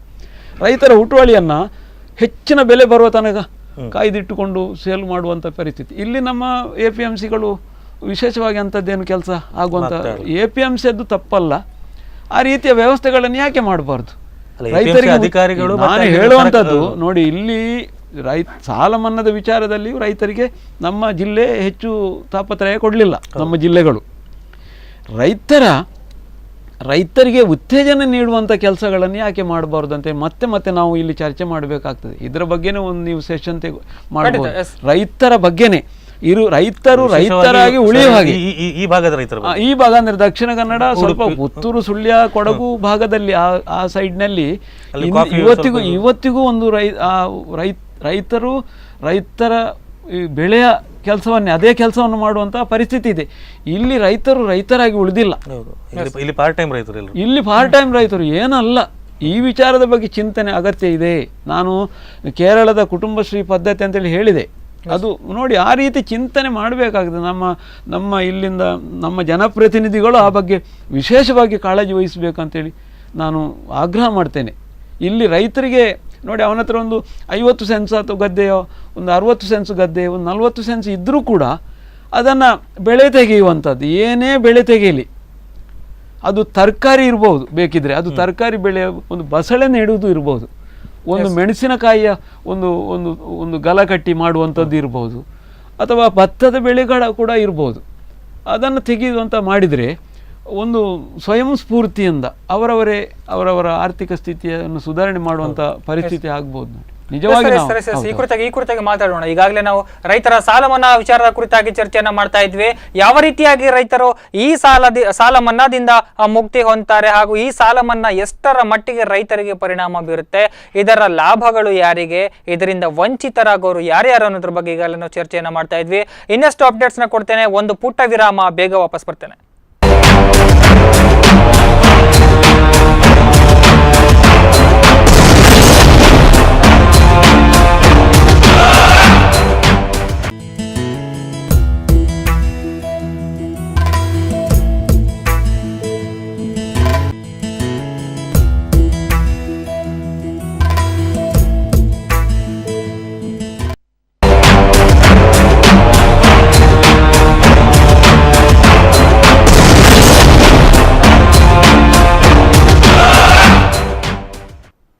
ವಿರಾಮದ ಬಳಿಕ ಸಾಲ ಮನ್ನಾ ಯಾರಿಗುಂಟು ಯಾರಿಗಿಲ್ಲ ವಿಶೇಷ ಕಾರ್ಯಕ್ರಮಕ್ಕೆ ಸ್ವಾಗತ. ಸಾಲ ಮನ್ನಾದ ಕುರಿತಾಗಿ ಈಗಾಗಲೇ ನಾವು ಚರ್ಚೆಯನ್ನ ಮಾಡ್ತಾ ಇದ್ವಿ. ಈಗಾಗಲೇ ಇವರು ಶಂಕರ ಪೂಜಾರಿ ಅವರು ಹೇಳಿದ ಹಾಗೆ ಕರಾವಳಿ ಭಾಗವನ್ನ ಬಿಟ್ಟು ಈಗ ಒಟ್ಟಾರೆಯಾಗಿ ರಾಜ್ಯವನ್ನ ಗಮನದಲ್ಲಿಟ್ಟುಕೊಂಡು ನೋಡೋದಾದ್ರೆ ಸಾಲ ಮನ್ನಾ ಇದು ಎಷ್ಟರ ಮಟ್ಟಿಗೆ ಸರಿ ಇದೆ? ಸಾಲ ಮನ್ನಾ ಘೋಷಣೆ ಆಗಿದೆ. ನಾನು ಮತ್ತೆ ಹೇಳುವುದಂತ ಹೇಳಿದರೆ, ಅದು ಸಾಲ ಮನ್ನಾ ಅದು ಸಿಗುವುದಿಲ್ಲ, 1 ಲಕ್ಷದವರೆಗೆ ಸಾಲ ಮನ್ನಾ ಆಗುವುದಿಲ್ಲ ಅಂತೇಳಿ ಹೇಳಲಿಕ್ಕೆ ನನಗೀಗ ಆಗುವುದಿಲ್ಲ. ಈಗಾಗಲೇ ಘೋಷಣೆಯನ್ನು ಮಾಡಿದ್ದಾರೆ.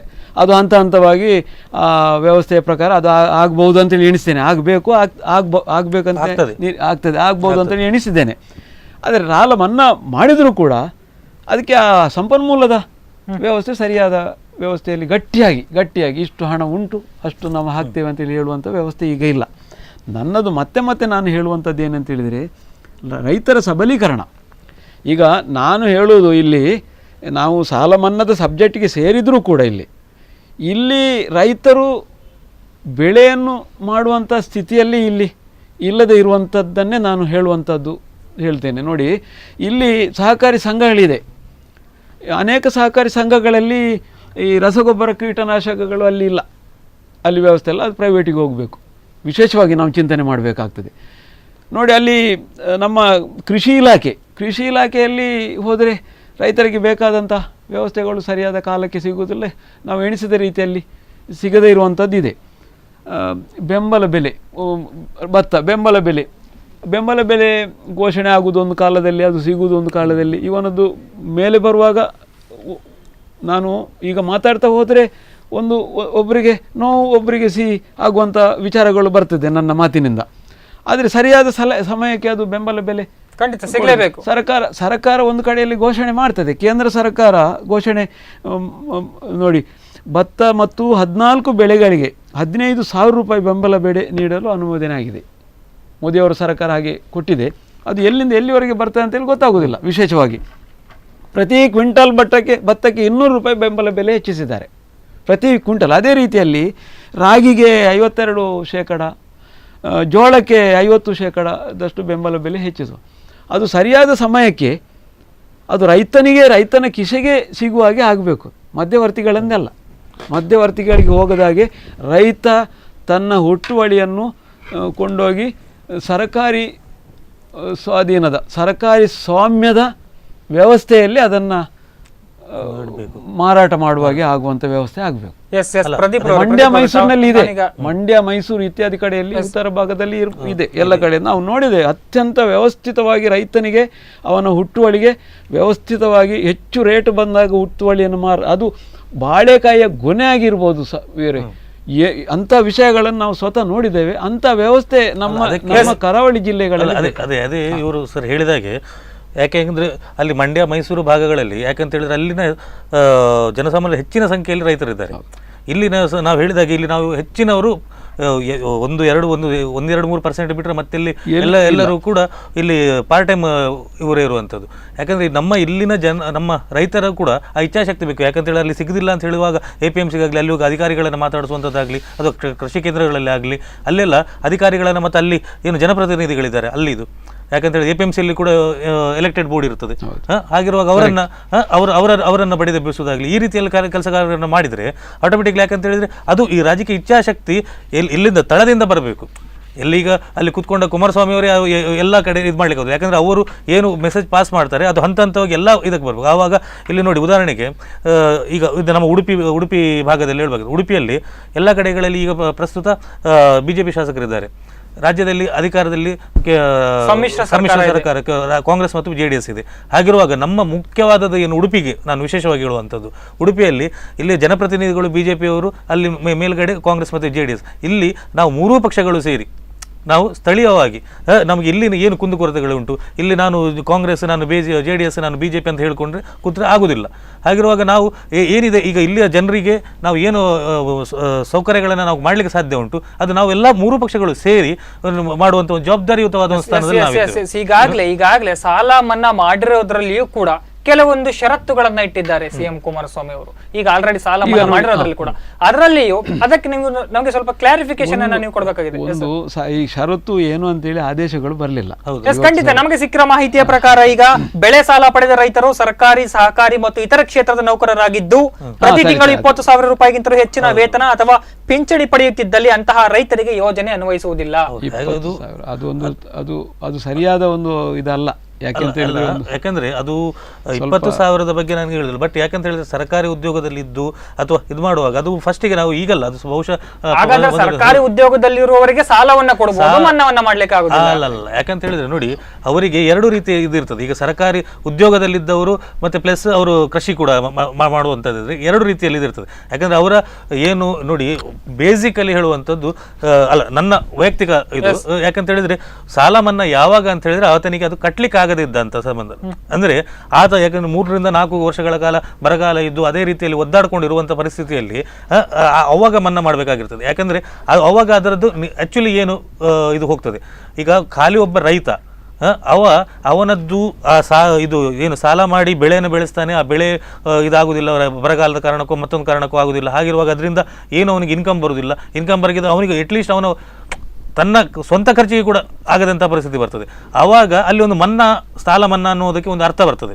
ಇಲ್ಲಿ ಒಬ್ಬ ಸರ್ಕಾರಿ ನೌಕರ ಅವನಿಗೆ ತನ್ನ ಎಲ್ಲ ಬೇಕು ಬೇಡಗಳಿಗೆ ಇದು ಮಾಡಲಿಕ್ಕೆ ಸರ್ಕಾರಿ ನೌಕರಿ ಇದೆ, ಅಲ್ಲಿಂದ ಬರುವಂಥ ಸಂಬಳ ಇದೆ, ಹೌದಾ? ಹಾಗೆ ಆದರೆ ಅವನು ಇದು ಏನು ಕೃಷಿಯನ್ನೇನು ಮಾಡ್ತಿದ್ದಾನೆ ಅದು ಅವನ ಎರಡನೇ ಬೇರೆ ಆದಾಯ ಆಗ್ತದೆ. ಹಾಗಿರುವಾಗ ಅಲ್ಲಿ ಅವನು ಇದು ಮನ್ನಾ ಅಲ್ಲಿ ಮನ್ನಾ ಆಗುವಂಥದ್ದು ನನ್ನ ವೈಯಕ್ತಿಕ ಅಭಿಪ್ರಾಯ ಲೆಕ್ಕದಲ್ಲಿ ಅಷ್ಟೊಂದು ಸರಿಯಲ್ಲ. ಈಗ ಅವರು ಕೂಡ ಸಾಲ ಮಾಡಿದವ್ರೆ ಅಲ್ಲಲ್ಲ, ನಾ ಹೇಳಿದಲ್ಲ ಡಿಫ್ರೆನ್ಸ್.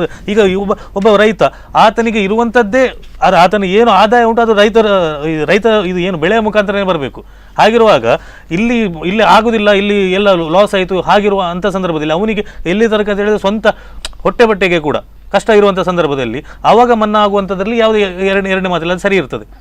ಬಟ್ ಇವಾಗ ಕಳೆದ 3 ವರ್ಷಗಳಲ್ಲಿ 1 ವರ್ಷ ಆದಾಯ ತೆರಿಗೆ ಪಾವತಿಸದಿದ್ದರೆ ಅಂತಹ ರೈತರಿಗೂ ಪಾವತಿಸದಿದ್ದರೆ ಆದಾಯ ತೆರಿಗೆಯನ್ನ ಪಾವತಿಸದಿದ್ದರೆ ಅಂತವರಿಗೂ ಕೂಡ ಸಾಲ ಮನ್ನಾದ ಏನು ಇದು ಇಲ್ಲ, ಸಾಲ ಮನ್ನಾ ಇಲ್ಲ. 3 ವರ್ಷದ ಕಳೆದ 3 ವರ್ಷಗಳಲ್ಲಿ 1 ವರ್ಷ ಆದಾಯ ತೆರಿಗೆ ಪಾವತಿಸದಿದ್ದರೆ ಅಂತಹ ರೈತರಿಗೆ ಅನ್ವಯವಾಗುವುದಿಲ್ಲ. ಅಲ್ಲ, ಆಕ್ಚುಲಿ ಪಾವತಿ ಮಾಡುವವರಿಗೆ ಇಲ್ಲ ಅಂತ ಹೇಳಿ ಉಂಟು. ಹೌದು, ಇನ್ಕಮ್ ಟ್ಯಾಕ್ಸ್ ಪೇಯರ್ ಇಲ್ಲ ಅಂತೇಳಿ ಉಂಟು.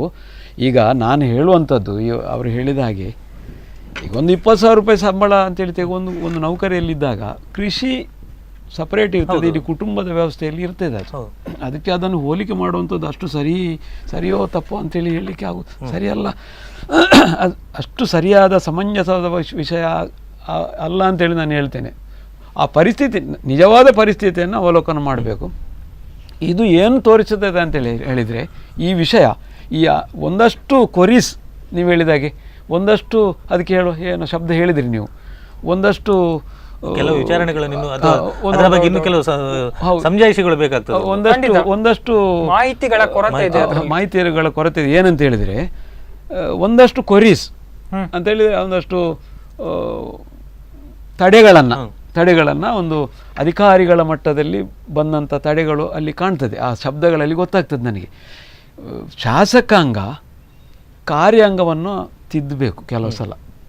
ಈಗ IAS IPS ಇದ್ದವರು ಅವರಿಗೆ ಆ ನೈಜತೆ ಗೊತ್ತಿಲ್ಲ.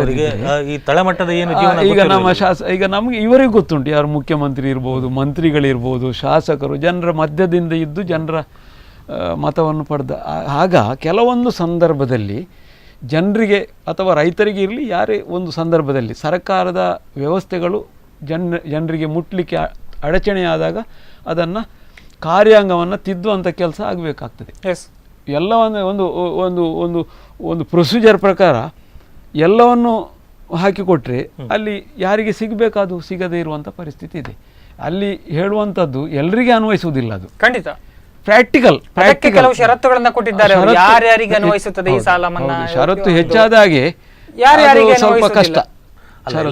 ಆಲ್ರೆಡಿ ಅದಕ್ಕೆ ಹಲವಾರು ಷರತ್ತುಗಳನ್ನ ಇಟ್ಟಿದ್ದಾರೆ ನೋಡಿ. ರೈತರಿಗೆ ತಮ್ಮ ಕೃಷಿ ಉತ್ಪನ್ನಗಳನ್ನ ಒತ್ತೆ ಇಟ್ಟುಕೊಂಡು ನೀಡುವ ಅಡವು ಸಾಲ ಆಗಿರಬಹುದು, ಚಿನ್ನಾಭರಣ ಅಡವಿಟ್ಟುಕೊಂಡು ನೀಡುವ ಚಿನ್ನಾಭರಣ ಸಾಲ, ಅದಕ್ಕಿಲ್ಲ ವಾಹನ ಖರೀದಿ ಸಾಲ, ಪಶುಭಾಗ್ಯ ಯೋಜನೆಯಡಿ ಪಶು ಆಹಾರ ಕೊಳ್ಳಲು ಸಾಲ, ಮೀನುಗಾರಿಕೆ ಉದ್ದೇಶಗಳಿಗೆ ನೀಡುವ ಸಾಲ, ಸ್ವಸಹಾಯ ಗುಂಪು ಮತ್ತು ಜಂಟಿ ಬಾಧ್ಯತಾ ಗುಂಪುಗಳಿಗೆ ನೀಡುವ ಸಾಲ. ಸ್ಪಷ್ಟವಾಗಿ ಅದರಲ್ಲಿ ಹೇಳಿದ್ದೇ ಬೆಳೆ ಸಾಲ ಅಂತ ಹೇಳುವುದು. ಇದು ಓನ್ಲಿ ಫಾರ್ ನಾವು ಅನೇಕ ಸಂದರ್ಭದಲ್ಲಿ ಮುಂದಿನ ದಿನಗಳಲ್ಲಿ ಎಲ್ಲ ಮುಂದಿನ ಆದ್ರೆ ಈಗ ಪ್ರೆಸೆಂಟ್ ಈಗ ನೀವು ಇವುಗಳನ್ನ ಕೂಡ ನಂಬಿಕೊಂಡು ಸಾಲವನ್ನ ಮಾಡಲ್ಲ. ಈಗ ನೋಡಿ, ಒಂದು ಬೇಸಿಕಲಿ ಈಗ ಏನು ಬೆಳೆ ಸಾಲವನ್ನ ಈಗ ಆರಂಭದ ಹಂತದಲ್ಲಿ ಆಗಿದೆ. ಇನ್ನು ಮುಂದೆ ಎಲ್ಲ ಯಾವ ಇದಕ್ಕೆ ಒಂದು ಪರಿಕರಗಳಿಗಾಗಿರ್ಬೋದು, ಸಂಬಂಧಿ ಈಗ ಟ್ರ್ಯಾಕ್ಟರ್ಗೆ ಆಗಿರ್ಬೋದು ಅಥವಾ ಬೋರ್ವೆಲ್ ಆಗಿರ್ಬೋದು, ಪಂಪ್ ಸೆಟ್ಗೆ ಆಗಿರ್ಬೋದು, ಇಂಥ ಸಾಲಗಳ ಮುಂದಿನ ದಿನಗಳಲ್ಲಿ ಅದಕ್ಕೆ ಒಂದು ಕ್ರಿಯಾಯೋಜನೆಯನ್ನು ಮಾಡಿಕೊಂಡು ತೆಗೆದಂತ ಎಲ್ಲ ಸಾಲಗಳು ಅಂತ ಸಂಪೂರ್ಣ ಸಾಲ ಬಂದಾಗ ಇದು ಓನ್ಲಿ ಫಾರ್ ಕ್ರಾಪ್, ಕೃಷಿ ಬೆಳೆ ನಾನು ಹಾಗೆ ಹೇಳಿದೆ ಅದು ಕೂಡ ಬೆಳೆ ಅಂತದು ಕೃಷಿ ಬೆಳೆ. ಆ ಒಂದು NCS ಮಾಡಿಕೊಂಡು ಪತ್ತಿ ಇದು ಕ್ರಮಿಕ ಪತ್ತಿನ ಯಾದಸ್ತು ಮಾಡಿಕೊಂಡು ಅದರ ಇಲ್ಲಿ ಏನಾಗ್ತದೆ ಅಂತ ಹೇಳಿದ್ರೆ ನಾನು ಈಗ ಆಗ್ಲೇ ಹೇಳಿದಾಗೆ ಪುನಃ ಅದನ್ನೇ ಹೇಳಿ ಹೊರಡ್ತೇನೆ ನಾನು. ಯಾಕಂದ್ರೆ ಈಗ ಬೇಸಿಕಲಿ ಮೊದಲು ಇವತ್ತು ತುಂಬಾ ಅಗತ್ಯ ಇರುವಂತ ರೈತ ಯಾರು ಅಂದ್ರೆ ಅವನಿಗೆ ಈಗ ಸರ್ ಹೇಳಿದಾಗ ನೋಡಿ, ಒಂದು 25 ಸೆನ್ಸ 30 ಸೆನ್ಸ 40 ಸೆನ್ಸ್ ಜಾಗದಲ್ಲಿ ಅವನು ಬೆಳೆಯನ್ನ ಮಾಡಿಕೊಂಡು ಭತ್ತನೋ ಇನ್ನೊಂದು ಅದನ್ನ ಮಾಡಿಕೊಂಡು ಅಲ್ಲಿ ಅವನಿಗೆ ಏನು ಲಾಸ್ ಆಗಿದೆ ಅಂತ ಹೇಳುವಾಗ ಆತನಿಗೆ ಮೊದಲನೇದಾಗಿ ಆತನ ಸಾಲ ಮನ್ನಾ ಆಗ್ಬೇಕಾಗ್ತದೆ. ಯಾಕಂದ್ರೆ ಅವನಿಗೆ ಬೇರೆ ಯಾವುದೇ ರೀತಿಯಲ್ಲಿ ಇನ್ಕಮ್ ಇರುವುದಿಲ್ಲ, ಇದೇ ಇರುವುದಿಲ್ಲ. ಗದ್ದೆಗಳಲ್ಲಿಯೂ ಬಹಳ ತಗ್ಗು ಸಾಲಿನ ಗದ್ದೆ, ಬಯಲು, ಮಜಲು, ಬೆಟ್ಟು ಈ ರೀತಿ ವಿಂಗಡಣೆ ಉಂಟು. ಇವತ್ತು ಬೆಳಿಗ್ಗೆ ಒಬ್ಬರು ಒಂದು ಸಹಕಾರಿ ಸಂಘಕ್ಕೆ ಬಂದು ಒಬ್ಬರು ಪ್ರಾಯದ ಮಹಿಳೆ ಒಬ್ಬರು ಬಂದು ತಾನು ನೇಜಿಗಾಗಿ ಹಾಕಿದಂಥ ಬೀಜ ಫಸ್ಟು ಜೋರು ಮಳೆಯಲ್ಲಿ ನೆರೆಗೆ ನೋಯ್ತು. ಮತ್ತೆ ನೆಟ್ಟಂಥದ್ದು ಅಲ್ಲಿ ನೀರು ಇಳಿಯದೆ ಈ ಕಾರ್ತಿ ಮೊನ್ನೆ ಇಲ್ಲದೆ ಅದು ಕೊಳ್ತು ಹೋಯ್ತು. ಆ ರೀತಿ ಬಂದಾಗ ಲಾಸ್ ಅಲ್ವಾ? ಅವರಿಗೆಲ್ಲ ಇದು ಉಪಯೋಗಕ್ಕೆ ಬರಬೇಕು ಬೆಳೆ ಅಲ್ಲ. ಆ ರೀತಿ ಪ್ರಾಕ್ಟಿಕಲಿ ಅವರಿಗೆ ಬರ್ತದೆ ಅಂತ ಅನ್ಸುದಿಲ್ಲ. ಹೌದು, ಅವರು ಈ ಬೇಸಲ್ಲಿ ಅಂದ್ರೆ ಅವರು ಲೋನ್ ಮಾಡಿದ್ರೆ, ಅವರು ಸಾಲ ಮಾಡಿದ್ರೆ ಅದಕ್ಕೋಸ್ಕರ ಅದು ಆಟೋಮೆಟಿಕ್ ಅದು ಬರ್ತದೆ. ಅದು ಬೆಳೆ ನಷ್ಟ ಅಲ್ವಾ? ಬೆಳೆ ನಷ್ಟ ಹಾಗಾಗಿ ಅದು ಬರ್ತದೆ. ಬೆಳೆ ನಷ್ಟ ಅಂತ ಬಂದಾಗ ಅತಿವೃಷ್ಟಿಗಾಗ್ಲಿ ಅನಾವೃಷ್ಟಿಗಾಗ್ಲಿ ಇಂಥದ್ದೆಲ್ಲ ಈಗ ಈ ಸಲ ನೋಡಿ ಬಹಳ ಇನ್ ಟೈಮ್ಗೆ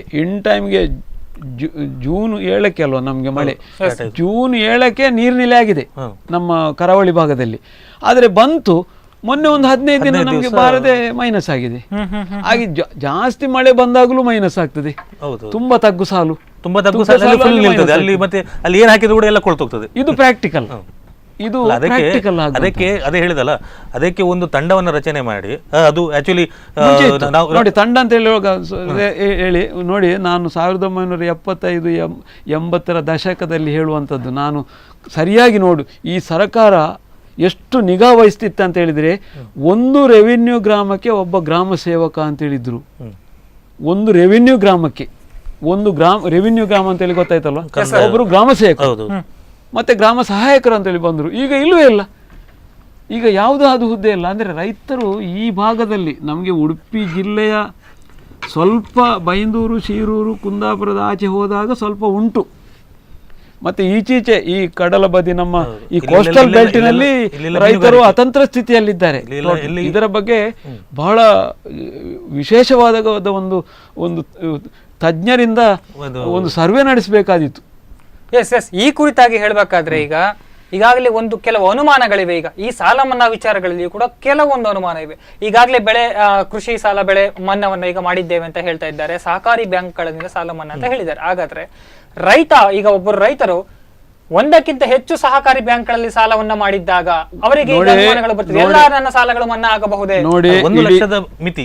ಒಂದು ನಿಮಿಷ, ಒಳ್ಳೆ ಪ್ರಶ್ನೆ ಕೇಳಿದ್ರಿ. 1 ಲಕ್ಷದ ಮಿತಿಯಲ್ಲಿ ಒಂದು ಒಳ್ಳೆ ಪ್ರಶ್ನೆ ಕೇಳಿದ್ರಿ. ಇಡೀ ರಾಜ್ಯಕ್ಕೆ ಹೋಲಿಸಿದಾಗ ಕೆಲವೊಂದು ಪ್ರಕರಣಗಳು ಖಂಡಿತ ಇರಬಹುದು, ಖಂಡಿತ ಇದೆ. ಅದರ ಬಗ್ಗೆ ಆದರೆ ಸಹಕಾರಿ ಸಂಘಗಳ ವ್ಯಾಪ್ತಿ ಅಂತೇಳಿ ಇದೆ.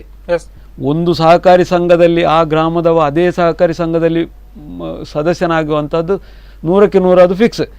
ಆ ಗ್ರಾಮ ಬಿಟ್ಟು ಮತ್ತೊಂದು ಕಡೆಗೆ ಹೋದ್ರೆ ಅಲ್ಲಿ ಸಹಕಾರಿ ಸಂಘದಲ್ಲಿ ಸದಸ್ಯತ್ವವನ್ನು ತೆಗೊಳ್ಳಿಕ್ಕಿಲ್ಲ.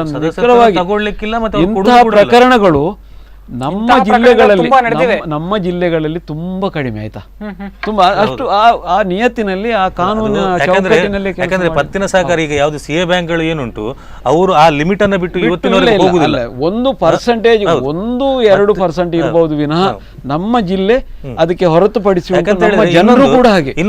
ಒಂದು ಸರ್, ಅದಕ್ಕೆ ಈಗ ಅಂತ ಒಬ್ಬ ರೈತ ಎಲ್ಲಿ ಈಗ ಉದಾಹರಣೆಗೆ ಒಂದು ಗ್ರಾಮಕ್ಕೆ ಸಂಬಂಧಪಟ್ಟಂತ ಒಬ್ಬ ಅಲ್ಲಿ ಸಿ ಎ ಬ್ಯಾಂಕ್ ಅಲ್ಲಿ ಇದ್ದದ್ದು ಬೇರೆ ಕಡೆಯನ್ನು ಹೋಗಿ ಮಾಡುತ್ತಾನೆ ಅಂತ ಹೇಳಿದ್ರೆ ಅದು ಆ ರೈತನದ್ದು ಕೂಡ ಒಂದು ರೀತಿಯಲ್ಲಿ ಇದಾಗ್ತದೆ. ಮತ್ತೆ ಅಲ್ಲಿ ಸ್ಯಾಂಕ್ಷನ್ ಮಾಡಿದ ರಾಜ್ಯಕ್ಕೆ ಹೋಲಿಸಿದ್ರೆ ಇದು ಇರಬಹುದು. ಅದು ಸರ್ಕಾರದ ಅದು ಒಂದಕ್ಕಿಂತ ಹೆಚ್ಚು ಸಹಕಾರಿ ಬ್ಯಾಂಕ್ಗಳಲ್ಲಿ ತಪ್ಪದು. ಅದು ಒಂದಕ್ಕಿಂತ ಹೆಚ್ಚು ಸಹಕಾರಿ ಸಂಘದಲ್ಲಿ ತೆಗೆದದ್ದು, ಮತ್ತೆ ಒಂದೇ ಭೂಮಿಗೆ ಅನೇಕ ಮಂದಿ ತೆಗೆದದ್ದು ಅಂತದ್ದಲ್ಲ. ಅದು ಅಂತ ಪ್ರಕರಣಗಳನ್ನ ನಾವು ಸಾಲ ಮನ್ನಾ ಮಾಡಬಾರ್ದು. ಯಾಕಂದ್ರೆ ಅದು ಬೇಸಿಕಲಿ ಅವರು ಫ್ರಾಡ್ ಮಾಡಿದಾಗ ಆಗುತ್ತಲ್ಲ ಅದು. ಕೊನೆಯದಾಗಿ ಒಟ್ಟಾರೆಯಾಗಿ ಏನ್ ಹೇಳ್ತೀರಿ ಸರ್? ಒಟ್ಟಾರೆಯಾಗಿ ಸಾಲ ಮನ್ನಾ ಕುರಿತಾಗಿ ತಾವೇನ್ ಹೇಳ್ತೀರಿ? ಈ ರೀತಿ ಇದರಿಂದ ಯಾರಿಗೆ ಲಾಭಗಳಾಗಿರ್ಬೋದು, ನಷ್ಟಗಳಾಗಿರ್ಬೋದು? ನೋಡಿ, ನಾನೀಗ ಮೊದಲನೇ ಬಾರಿ ಅದನ್ನೇ ಹೇಳಿದ್ದು. ಯಾಕಂತ ಹೇಳಿದ್ರೆ ಪ್ರಥಮವಾಗಿ ಈಗ ಟೋಟಲ್ 48,000 ಕೋಟಿ ಸಾಲ ಘೋಷಣೆ ಆಗಿದೆ. ಈಗ ಮೊದಲನೇ ಹಂತದಲ್ಲಿ ನಿನ್ನೆ ಈಗ ಮಾಡುವಾಗ ಟೋಟಲ್ ಹಿಂದಿನ ಸರ್ಕಾರದ ಪೆಂಡಿಂಗ್ ಮತ್ತು ಇದರದ್ದೆಲ್ಲ ಸೇರಿ ಸುಮಾರು 13,400 ಚಿಲ್ಲರೆ ಸಾವಿರ ಕೋಟಿ ಈಗ ನಿನ್ನೆ ಅದರಲ್ಲಿ ಬೆಳೆ ಸಾಲ ಮನ್ನಾ. ಯಾಕಂತ ಹೇಳಿದ್ರೆ ಅದೇ ನಾನು ಪ್ರಪ್ರಥಮವಾಗಿ ಅದೇ ಹೇಳಿದೆ. ಯಾಕಂದ್ರೆ ಆ ರೈತ ಇದು ಎಂತ ರೈತರಿಗೆ ಅಂತ ಹೇಳಿದ್ರೆ ಮೂಲವಾಗಿ ಆತನ ಕಸುಬು ಅದೇ ಅದು ಅಂತ ಹೇಳಿದ್ರೆ ಅವನಿಗೆ ಇದನ್ನ ಈ ಬೆಳೆಯನ್ನ ಮಾರಿ ಅದರಿಂದ ಅವನ ಸಂಸಾರ ಇದಾಗಬೇಕು ಎಲ್ಲ ರೀತಿಯಲ್ಲಿ. ಅಂದ್ರೆ ಅಂತ ಬೇಸಿಕ್ ಏನಿದೆ ಅವನಿಗೆ ಈಗ ಪ್ರಪ್ರಥಮವಾಗಿ ಸಂಪೂರ್ಣವಾಗಿ ಅವನಿಗೆ ಇದು ಸಹಕಾರ ಸಂಪೂರ್ಣವಾಗಿ ಕೃಷಿಯನ್ನೇ ನಂಬಿ ಕೆಲಸ ಮಾಡ್ತಿರುವಂತೆ, ಸಂಪೂರ್ಣ ಕೃಷಿಯನ್ನು ನಂಬಿಕೊಂಡು ಅವನಿಗೆ ಅಂದ್ರೆ ಬೇರೆ ಯಾವುದೇ ರೀತಿಯ ಇನ್ಕಮ್ ಇರುವುದಿಲ್ಲ. ಅದು ಒಂದು ಮಾತ್ರ. ಈಗ ನೋಡಿ, ಅವನೊಬ್ಬ ಟ್ರ್ಯಾಕ್ಟರ್ ತಗೊಳ್ತಾನೆ ಅಂತ ಹೇಳಿದ್ರೆ ಆತನ ಒಂದು ಏನು ಇನ್ಕಮ್ ಉಂಟು ಒಂದು ಸ್ವಲ್ಪ ಮಟ್ಟಿಗೆ ಹೆಚ್ಚಿರ್ತದೆ, ಹೌದಾ? ಈಗ ಅದಕ್ಕಿಂತ ಮೊದಲು ಏನು ಅಗತ್ಯವಿರುವಂತವನು, ಏನು ಅಗತ್ಯ ಇರುವವನಿಗೆ ಈಗ ಮೊದಲನೇದಾಗಿ ಆಗಿದೆ. ಇನ್ನು ಮುಂದಿನ ಹಂತಗಳಲ್ಲಿ ಯಾವುದು ಬೆಳೆ ಪರಿಕರಗಳು ಸರ್ ಹೇಳಿದಾಗ ಅವರಿಗೆ ಬೇಕಾದಂತೂ ಕೂಡ ಮುಂದಿನ ದಿನಗಳಲ್ಲಿ ಆಗ್ತದೆ. ರಾಷ್ಟ್ರೀಕೃತ ಬ್ಯಾಂಕ್ನವರ ಅವ್ರದ್ದು ಹೌದು 100%. ಯಾಕಂತ ಹೇಳಿದ್ರೆ ಅವತ್ತೇ ಹೇಳಿದಾಗ ಎಲ್ಲಾ ಬ್ಯಾಂಕ್ಗಳಲ್ಲಿ ಎಷ್ಟೆಷ್ಟು ಸಾಲ ಇದೆ ಅಂತ ಹೇಳುವಂಥದ್ದು ಈಗಾಗಲೇ ಒಂದು ವರದಿ ತಗೊಂಡಾಗಿದೆ. ಅವರು ರಾಷ್ಟ್ರೀಕೃತ ಬ್ಯಾಂಕ್ನ ಅಧಿಕಾರಿಗಳೊಟ್ಟಿಗೆ ಈ ಹಿಂದೆ ಎರಡು ಬಾರಿ ಚರ್ಚೆ ಕೂಡ ಆಗಿದೆ. ಇನ್ನು ಮುಂದೆ ಅಂತ ಹೇಳಿದ್ರೆ ಯಾವ ರೀತಿಯಲ್ಲಿ, ಯಾಕಂದ್ರೆ ಅದು ಹೇಳಿದಲ್ಲ, ಅದು ಅವರಿಂದ ಏನು ಡಿಸ್ಕೌಂಟ್ ಸಿಗುವಂತದ್ದು ಅಥವಾ ಬಡ್ಡಿ ಬಿಡುವಂತದ್ದು ಈ ರೀತಿ ಒಂದು 2-3 ಇದರ ಬಗ್ಗೆ ಚರ್ಚೆ ಕಳೆದ ಸಿದ್ದರಾಮಯ್ಯ ಸರ್ಕಾರ ಸಾಲ ಮನ್ನಾ ಘೋಷಣೆ ಮಾಡಿ ಆರ್ಥಿಕ ಮುಗ್ಗಟ್ಟು ಬಂದಾಗ 4,000 ಕೋಟಿ ಉಳಿಕೆ ಆಯಿತು. ಆ ರೀತಿಯಲ್ಲಿ ಕುಮಾರಸ್ವಾಮಿ ಅವರು ಆಗ ಉಳಿಕೆ ಆಯಿತು. ಸರ್ಕಾರದ ಮುಂದೆ ಒಂದು ಚುನಾವಣೆ ಬರ್ತಾ ಇರುವ ರೀತಿಯಲ್ಲಿ ಅದನ್ನು ಕೊಟ್ಟರು. ಈಗ ಈ ಕುಮಾರಸ್ವಾಮಿ ಅವರು ಘೋಷಣೆ ಮಾಡಿದ್ದು ಕೂಡ ಪಕ್ಕನೆ ಚುನಾವಣೆ ಇಲ್ಲ, ಈಗ ನಮ್ಮ ಕಣ್ಣೆದುರಿಗಿಲ್ಲ. ಅದು ಹಂತವಾಗಿ ಆ ಘೋಷಣೆ ಅವರು ಯಾವ ರೀತಿ ಘೋಷಣೆ ಮಾಡಿದರೆ ಆ ರೀತಿ ಬಿಡುಗಡೆ ಆಗ್ತಾ ಹೋಗ್ಬೇಕಂತೇಳಿ ನಾನು ಆಶಿಸ್ತೇನೆ. ಯಾವ ರೀತಿಯಲ್ಲಿ ಉಳಿಕೆ ಆಗದ ರೀತಿ ಆಗ್ಬೇಕಂತೇಳಿ ನಮ್ಮ ಆಶೆ. ಅದು ಅವರು ನೋಡಿ, ಅವರ ಬಜೆಟ್ ನ ಇದರ ಭಾಷಣ ಕೂಡ ಅದನ್ನೇ ಹೇಳಿದ್ದಾರೆ. ಯಾಕಂತ ಹೇಳಿದ್ರೆ ಮುಂದಿನ 5 ವರ್ಷಗಳಲ್ಲಿ ಸಂಪೂರ್ಣವಾಗಿ ರೈತನ ಒಂದು ಸಾಲ ಮುಕ್ತಿ ಅಷ್ಟೇ ಅಲ್ಲ, ಮುಂದೆ ಅವನು ಇನ್ನೊಮ್ಮೆ ಸಾಲ ಮಾಡುವುದು ಮುಖ್ಯ ಆಗ್ತದೆ. ಯಾಕಂದ್ರೆ ಸಾಲ ಮಾಡಿ ಬೆಳೆಯುವಂಥದ್ದು, ನಂತರ ಅದಕ್ಕೆ ಅಂದ್ರೆ ಸಾಲ ಮಾಡಿ ಬೆಳೆ ಬೆಳೆದ ನಂತರ ಅದಕ್ಕೆ ಪೂರಕವಾದಂತಹ ಒಂದು ವಾತಾವರಣವನ್ನು ಸೃಷ್ಟಿ ಮಾಡಿ ಮುಂದೆ ಅವನು ಸಾಲದ ಹೊರಗೆ ಬೀಳದಾಗಿ ನೋಡಿಕೊಳ್ಳುವಂತ ಸ್ಥಿತಿಯ ಬಗ್ಗೆ ಈ ಸಾಲ ಘೋಷಣೆ ಮಾಡ್ಲಿಕ್ಕೆ ಎಷ್ಟು ತಾಪತ್ರಯ ಆಯ್ತು ಅಂತೇಳಿ ನಮ್ಗೆ ಗೊತ್ತಿದೆ. ಬೀಸುವ ದೊಣ್ಣೆಯಿಂದ ತಪ್ಪಿಸಿಕೊಳ್ಳಿಕ್ಕೆ ಒಂದು ಮಾಡಿದಾಗೆ ಆಗದೆ ಇರಲಿ. ಒಂದು ನಿಮಿಷ, ಯಾಕಂದ್ರೆ ನಾವು ಕುಮಾರಸ್ವಾಮಿ ಅವರಿಗೆ ರೈತರ ಬಗ್ಗೆ ಇರುವಂತಹ ಕಾಳಜಿ ವಿಶೇಷವಾದಂಥದ್ದು. ಅವರು ಯಾವತ್ತೂ ಕೂಡ ಒಬ್ಬ ರೈತ, ಯಾಕಂದ್ರೆ ಅವರ ಎಲ್ಲ ರೀತಿಯ ಈ ಹಿಂದಿನ ಅವರು ನೋಡಿ ಪ್ರಾಯಶಃ ಅಷ್ಟು ದೊಡ್ಡ ಮಟ್ಟಿಗೆ ಕರ್ನಾಟಕದಲ್ಲಿ ರೈತರ ಸಾಲ ಮನ್ನಾದದ್ದು ಕುಮಾರಸ್ವಾಮಿ ಅವರು ಹಿಂದೆ ಸಿಎಂ ಆಗಿದ್ದ ಕಾಲದಲ್ಲಿ. ಅದರ ನಂತರ ಜಗದೀಶ್ ಶೆಟ್ಟರ್ ಮಾಡಿದ್ರು, ಆಮೇಲೆ ಸಿದ್ದರಾಮಯ್ಯ ಅವರು ಒಂದ್ಸಲ ಮಾಡಿದ್ರು. ಆದರೆ ಅದು ಅವಾಗ ಏನು ಅಂದರೆ ಇದಕ್ಕಿಂತ ಹಿಂದೆ ಕೂಡ ಅವರು ಮಾಡಿದ, ಮತ್ತೆ ಈಗ ಅವರು ಮಹಿಳೆಯರು ಬಿಜೆಪಿ ಕುಮಾರಸ್ವಾಮಿ ಮತ್ತು ಅದು ಒಂದು ಇಡೀ ರಾಜ್ಯಕ್ಕೆ ಒಂದು ಮೆಸೇಜ್. ಮೊದಲನೇ ಬಾರಿಗೆ ಆ ರೀತಿಯ ಒಂದು ಇದನ್ನು ಮಾಡಿ, ಮತ್ತೆ ಇನ್ನೊಂದು ನಂತರ ಸರ್ಕಾರ ಬರುವ ಮೊದಲು ಅದಕ್ಕೆ ಆ ಸಾಲಕ್ಕೆ ಏನು ಆಗಿತ್ತು ಅದನ್ನೆಲ್ಲವನ್ನು ಅವರು ಸರಿ ಮಾಡಿಕೊಂಡು ಹೋಗಿದ್ರು. ಮತ್ತೆ ಈ ಹಣ ನೋಡಿ ಏಕಕಾಲಕ್ಕೆ ಸಹಕಾರಿ ಸಂಘಗಳಿಗೆ ಜಮೆ ಆಗುದಿಲ್ಲ. ಸಹಕಾರಿ ಸಂಘಗಳಿಗೆ ಒಂದು ನಯಾ ಪೈಸೆ ತೊಂದರೆ ಆಗದ ಹಾಗೆ, ಅದು DCC ಬ್ಯಾಂಕ್ ಇರ್ಬೋದು, ಸಹಕಾರಿ ಸಂಘಗಳು ಇರ್ಬೋದು, ಯಾವುದೇ ತೊಂದರೆ ಆಗದ ರೀತಿಯಲ್ಲಿ, ಅಂದರೆ ಬಡ್ಡಿ ಇಲ್ಲ ನೋಡಿ, 0% ಬಡ್ಡಿ, ಖಾಲಿ ಸಹಕಾರಿ ಸಂಘಗಳಿಗೆ ಸಿಗುವಂಥದ್ದು ಒಂದು books and service charge only ಒಂದು 100 ರೂಪಾಯಿ. ಒಂದು ಏನೂ ಇಲ್ಲ. ಒಂದು ಸಹಕಾರ ದೃಷ್ಟಿಯಲ್ಲಿ ಸಹಾಯ ದೃಷ್ಟಿಯಲ್ಲಿ ಕೆಲಸ ಮಾಡ್ತಾ ಇರುವಂತ ಸಂಘಗಳಿಗೆ ತೊಂದರೆ ಆಗಬಾರದು. ಸಾಲಮನ್ನದ ಕುರಿತಾಗಿ ಹಲವಾರು ವಿಷಯಗಳನ್ನ ಹಂಚಿಕೊಂಡಿರುವುದು. ಧನ್ಯವಾದಗಳು ಇಬ್ಬರಿಗೂ ಕಾರ್ಯಕ್ರಮಕ್ಕೆ ಭಾಗವಹಿಸಿದ್ದಕ್ಕಾಗಿ. ಈಗಾಗಲೇ ಸಾಲಮನ್ನದ ಕುರಿತಾಗಿ ಈಗ ಸಿಎಂ ಕುಮಾರಸ್ವಾಮಿ ಅವರು ಯಾವ ರೀತಿಯಾಗಿ ಸಾಲ ಮನ್ನಾವನ್ನ ಈಗ ಮಂಜೂರು ಮಾಡಿದ್ದಾರೆ, ರಾಷ್ಟ್ರೀಕೃತ ಬ್ಯಾಂಕ್ಗಳನ್ನು ಹೊರತುಪಡಿಸಿ ಈಗ ಸಹಕಾರಿ ಬ್ಯಾಂಕ್ಗಳಿಗೆ 1 ಲಕ್ಷವರೆಗಿನ ಕೃಷಿ ಬೆಳೆ ಸಾಲವನ್ನ ಮನ್ನಾ ಮಾಡಿರ್ತಕ್ಕಂಥದ್ದು. ಇದು ಯಾವ ರೀತಿಯಾಗಿ ಇದನ್ನ ಮುಂದುವರಿಸಿಕೊಂಡು ಹೋಗ್ತಾರೆ, ಅಥವಾ ಈ ನಿಟ್ಟಿನಲ್ಲಿ ಸರ್ಕಾರ ಆಗಿರಬಹುದು ಅಥವಾ ರೈತರಾಗಿರಬಹುದು ಯಾವ ರೀತಿಯಾಗಿ ಈ ಒಂದು ಕ್ರಮವನ್ನ ಮುಂದೆ ತಗೊಂಡು ಹೋಗ್ತಾರೆ, ಅಥವಾ ಇದು ಇಲ್ಲಿಗೆ ನಿಲ್ತಾರೆ, ರಾಷ್ಟ್ರೀಕೃತ ಬ್ಯಾಂಕ್ಗಳ ಸಾಲ ಮನ್ನಾ ಕೂಡ ಆಗಬಹುದಾ ಅನ್ನುವಂತಹ ಪ್ರಶ್ನೆಗಳು ಈಗ ನಮ್ಮಲ್ಲಿ ಕಾಡ್ತಾ ಇವೆ. ಇದೇ ಇವತ್ತಿನ ವಿಶೇಷ. ನಿರಂತರ ಸುದ್ದಿಗಳಿಗಾಗಿ ನೋಡ್ತಾ ಇರಿ ಸ್ಪಂದನ ಟಿವಿ.